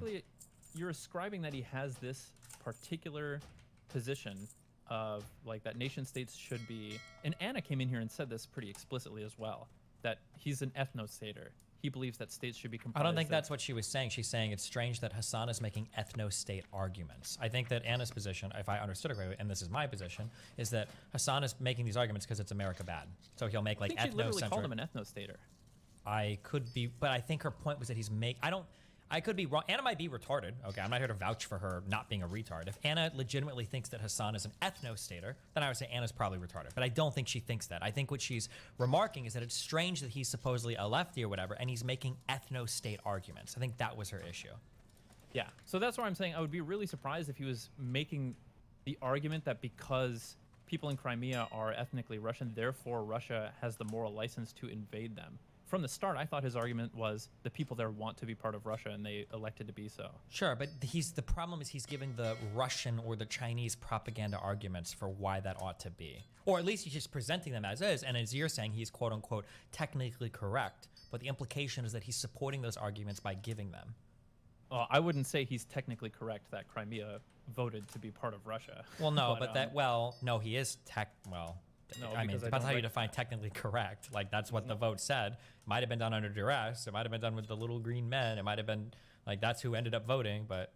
No, there's a disagreement over whether or not an election was legitimate. Same as I wouldn't say it's technically correct that Trump won the 2020 election or something, right? Like. True, but I feel like that's a bit more obviously wrong, but okay. 57.25, I'm ready when you are. Okay. Ready? Yep. 3, 2, 1... break. Live in America. However, having said that, you can just go to Hong Kong and you can just go to every part of China pretty much and see for yourself. This is no longer like the North Korea style hermit kingdom where like no information comes out. Like we have regardless, we have a shit ton of Chinese people that live in America. And regardless, bro, it's not that they had rights. They don't have rights now. They lost a lot of rights. But whatever. I mean, you're. This is interesting that you're very soft. You're very soft-footed around the issue of China. Okay. You love China. I think China. If you love China so much, why don't you marry it? Once again, I don't live there. I choose to live here because of the issues that you just brought up, which is civil liberties. Pause. I live here, I don't live there because of the issues you brought up. Like, what is this answer? I'm at 58.21. He's saying that he prefers America because he's criticizing the Chinese government for removing or otherwise lacking civil liberties. Okay. What's your read? I feel like we're gonna loop hard. Okay, well, go ahead. Tell me. It's such an obvious like opportunity to critique China, but he avoids doing so at every turn. And he said because they lack civil liberties. It's a criticism. No. A criticism would have been, I condemn China for their lack of civil liberties. He reframed it as, well, I like to live in the U.S. because we have different rules than them. It sounds like he wants to praise some aspects of China or something like that. Or it just sounds like he's scared of criticizing them. Yeah, that could be. But that's my whole point. What's up? You have earned the privilege of training with That a was higher never the instructor. contention. I never wanted Go to see argue my that pal with you, Rocket because I there. agree with you. I think he is like part of the reason he's being soft on China is like for the benefit of his audience or something like that. Or at least I think that's a reasonable suspicion. Wait, wasn't that my whole Hello, argument earlier adventurer. that you said was an If you don't unfair see it in or my insane shop, read? chances are good I can I thought get that was it. my whole point. No. I just don't think we had gotten that just yet. But like now we're getting into it. Now that he's talking about mainland China proper. Earlier we were talking about whether or not you thought he believed China should reabsorb, or because of historical or ethnic claims, China should reabsorb Taiwan. No, I think what Hassan's actual belief is he just doesn't want the U.S. to meddle in anything because Iraq, Afghanistan, Guantanamo, capitalism. That would be his whole position. That's what he would say. It could be. I haven't heard enough that I'd be confident to say I think you're 100%. I'm pretty right on that. confident because he literally said that our State Department and all of our intelligence's hatred of China is just based on xenophobia. I don't think he said all either. I think he said it could be like a lot of this rhetoric could be driven by xenophobia coming from the State Department, something or the. I don't remember his exact phrasing, but the read I got was that I think he thinks that the rhetoric surrounding China or the news we get about China paints China in a worse light than it deserves. He's not talking about the news or the average citizen. He's saying that he said the State Department, he said our intelligence agencies and State Department have this anti-Chinese position because of xenophobia. Yes. That's what he said. Well, again, like there's distinction to be made of because of xenophobia or it's like it's xenophobic or something like that, right? In effect, like, and his understanding of xenophobic could just mean like we're promoting an adversarial nature just to keep us on our toes or something like that. Our State Department or something. I don't know the extent of that. Like, and again, that's why I brought up earlier, you know, maybe he understands xenophobic literally to just mean we're positioning ourselves to be in like a strategic advantage over China while also. If someone is saying xenophobia, every time what they mean is an unjustified xenophobic hatred of China. That's what xenophobia means. If anybody's using it in a modern context. Am I wrong? And maybe he thinks that part of that is unjustified. That's why I said maybe he believes. Not part of it. Hold on. If somebody says somebody's being racist, nobody's like, oh, well, hold on, whoa. When he says racist, he just means that certain ethnic groups tends towards certain things, so we should have like different security policies. No, or that's whatever. exactly what some people mean. Like if somebody says he doesn't like going to that part of town, just or he doesn't want to live there, just because kind of racism. It doesn't mean that somebody has a bespoke, fucking like explicit position that he's racially superior and I won't go there because of yada yada. It can be like subtle inhibitions that an individual may not even be aware of or want to identify themselves or something like that. I think normatively, racism is always bad. Nobody would ever say that like, I really enjoy some racist policies by college, like affirmative action. Disagree that Hassan is subtly implying, or unsubtly, however unsubtly, implying that the State Department's rhetoric about China is in some capacity not justified. It's no xenophobia. I don't believe anybody would use xenophobia as justified. Am I wrong on that? Have you heard somebody? We don't disagree.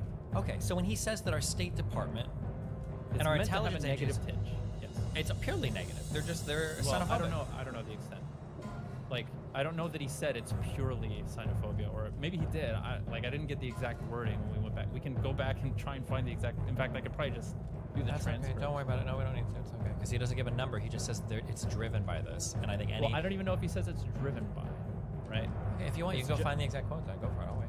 I don't know if he's I don't know if he's saying that all of this rhetoric around China from the State Department is completely unjustified, or, like we're saber rattling, right?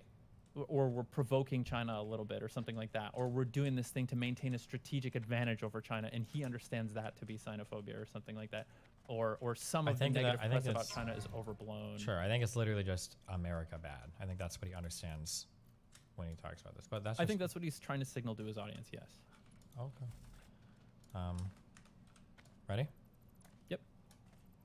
Okay, I'm at 58. Hold on. What? Before we go there, like, I don't even think his calculation is that America is wholly bad. When you say America bad, like, You have literally earned the saying- we privilege just of heard him say, training with "I a live higher here, instructor. I don't live there. Go see my pal Rocket because there." they don't have civil liberties, implying that we have civil liberties here that he likes and appreciates and supports, right? So, like, Hello, I agree adventurer. that his rhetoric If you don't and his see it in my audience shop, likes to chances hear are good I can get it. where America bad, but I don't even think it's his position that America is the most evil, like, whatever. No, but I think his foreign policy is generally defined as America bad. Yeah, I think that's the perspective. I think that's the angle he approaches it from. Yeah. Okay. Ready? Yep. Okay. 58-21. Ready? I'm at 58-23, so just go ahead and go, and I'll wait 2 seconds. Taken Hold on, away. 1 second. No. For Okay. 3, 2, 1, go. freedom of speech, walled garden internet. Like there are certainly parallels to the American state or the Western world that there are certainly comparisons that you could make. Pause. Really? Are there? There are comparisons you could make to the Western world. Is he talking about criticisms you could make about both places? He If I had named to the fact that China has a great firewall to block out their things, that they curtail certain civil liberties. Do you think there are valid comparisons to draw between Chinese treatment of its citizens and American treatment of its citizens? Yeah, if I had to guess, he would go to the police or something, right? Like, Do you think it's because so he said that like, well, I live in America. Notice how he instantly kind of like tries to half walk that back, saying, well, you know, sometimes I'm America. not gonna fight you on this. I agree with you. Okay. All right, I'm at And 50, for the record, what? the comparison between the American police and Chinese police is absolutely ludicrous. Okay. I'm at 58-36. Where are you at? Yeah, I'm there. Go ahead. Okay. 3, 2, 1, go. But overall, that kind of mechanism of control is one that I do not appreciate personally, which is why I choose to live here. Pause. I'm sorry, 58-46. Okay. Do you see how much it weakens the conviction of his statements when he's like, personally, I don't enjoy the Chinese secret police over the United States. Personally. Do you think that like defangs his statement entirely as a legitimate criticism of another country? Yes. Okay. All right, I'm at 58. Listen, 46, yeah. I agree with that. I don't know if you were here when I said that whole rant to Anna. Like, I hate the guy. I hate his like analysis of foreign policy. Okay. I'm at 58-46. Ready? 3, 2, 1, go.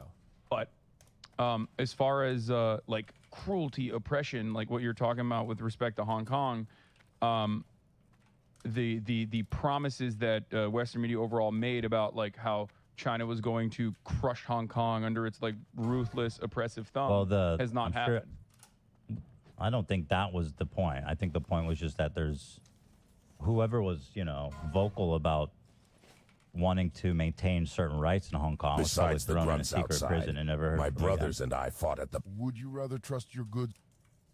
I mean, certainly there was political dissidents are definitely not the political dissidents are definitely like taken out back. They're not killed or anything, but even then it's like completely They take a unacceptable. walk and and they go for a beer and they don't come back. You know what they I'm are saying? not. They're not good on that stuff. 100%. Well, anyway, I was just curious. I didn't mean to open a can of worms, but you say you think the people of Taiwan whatever they want, and it seems to me that the people of Taiwan want independence. So I'm right with you there, brother. Independence for Taiwan. I think one nation, two systems. One nation, two systems. Pause. 59-54. Okay. I'm so excited to hear you explain that. I think he thinks that's the official fucking position of the U.S., not knowing that that's, again, it's not. Wait, no, but Ethan is talking about what he wants right now. Yeah, I think he's talking about the status quo in calling it one nation, two systems. And you think Hassan wants the current unease? I thought he wanted whatever Taiwan voted for and what Taiwan would probably want for themselves. I don't know what to say. That's a conversation you'd have to have with Hassan. Okay. Like, it makes it hard because he described our official policy regarding Taiwan and China as one nation, two systems, which is wrong. Like, he's incorrectly naming the one China policy from the U.S. side, and now he's calling back to it by the same name. I'm not sure if he's talking about I think it should be under the PRC or we should keep the status quo. Okay. It's certainly a gaffe. Okay, I don't think it's a gaffe at all. I think he's communicating pretty well, like what he wants. But well, again, it's unclear because he referred to the official U.S. policy, which is the support of the current status quo, as one nation, two systems, which is what he's calling this now. It's unsure if he's referring to this, like preserving the status quo, or if he's like talking about a change in governance. Okay. Are you ready? Yep. This is, I think, the furthest that I watched because they start talking about Ukraine. Okay. We'll see a little bit more then. Ready? 3, Yep. 2, 1, go. Systems? Yeah. Which is the current. Like Israel and Palestine? Oh my god. You don't want to go down that rabbit hole. Come on. I'm just fucking with you. I'm just trying to get you. That part is like literally, I mean, that's an advocacy in the opposite direction, in my opinion, where independence for Taiwan. You heard it here from Hassan. Because remember, like the overwhelming majority of people living in Taiwan are still Han Chinese. Therefore, despite the fact that it's a separate country, it's still like the same people. The language is the same. People will say Ukraine belongs to Russia for that exact reason. I don't think Ukraine belongs to Russia because Ukrainian nation state, the Ukrainian nation state project, there are similarities. You're not wrong about that.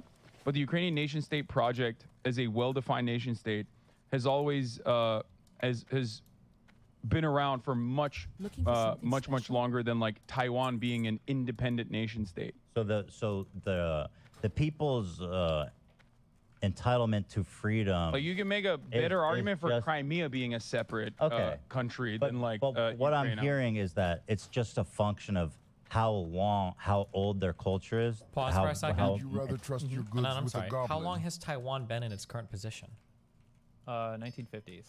So what does Hassan mean there? So that Ukraine was a separate nation state longer than Taiwan was, because maybe it wasn't. previous to Didn't the Soviet Ukraine? Union. Is that what we're talking about now? I have no fucking idea. I have no fucking idea what he's talking about.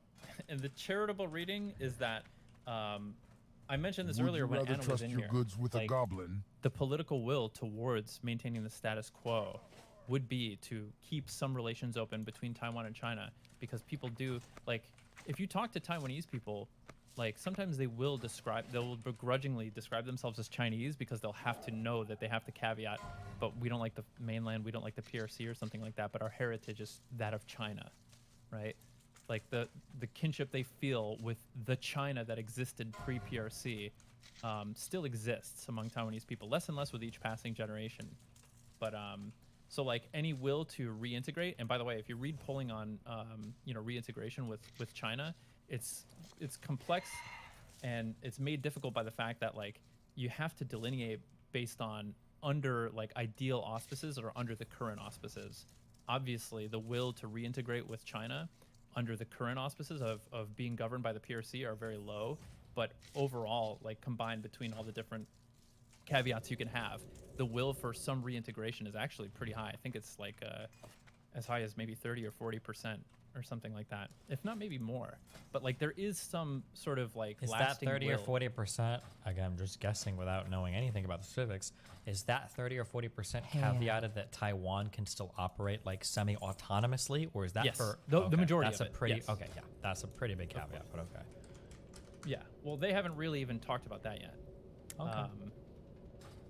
But yeah, and it may be higher. Like I would have to look at this. Depending on how you measure this, it can be like, I think it could even arise to the majority. Like if you ask people under the most ideal circumstances.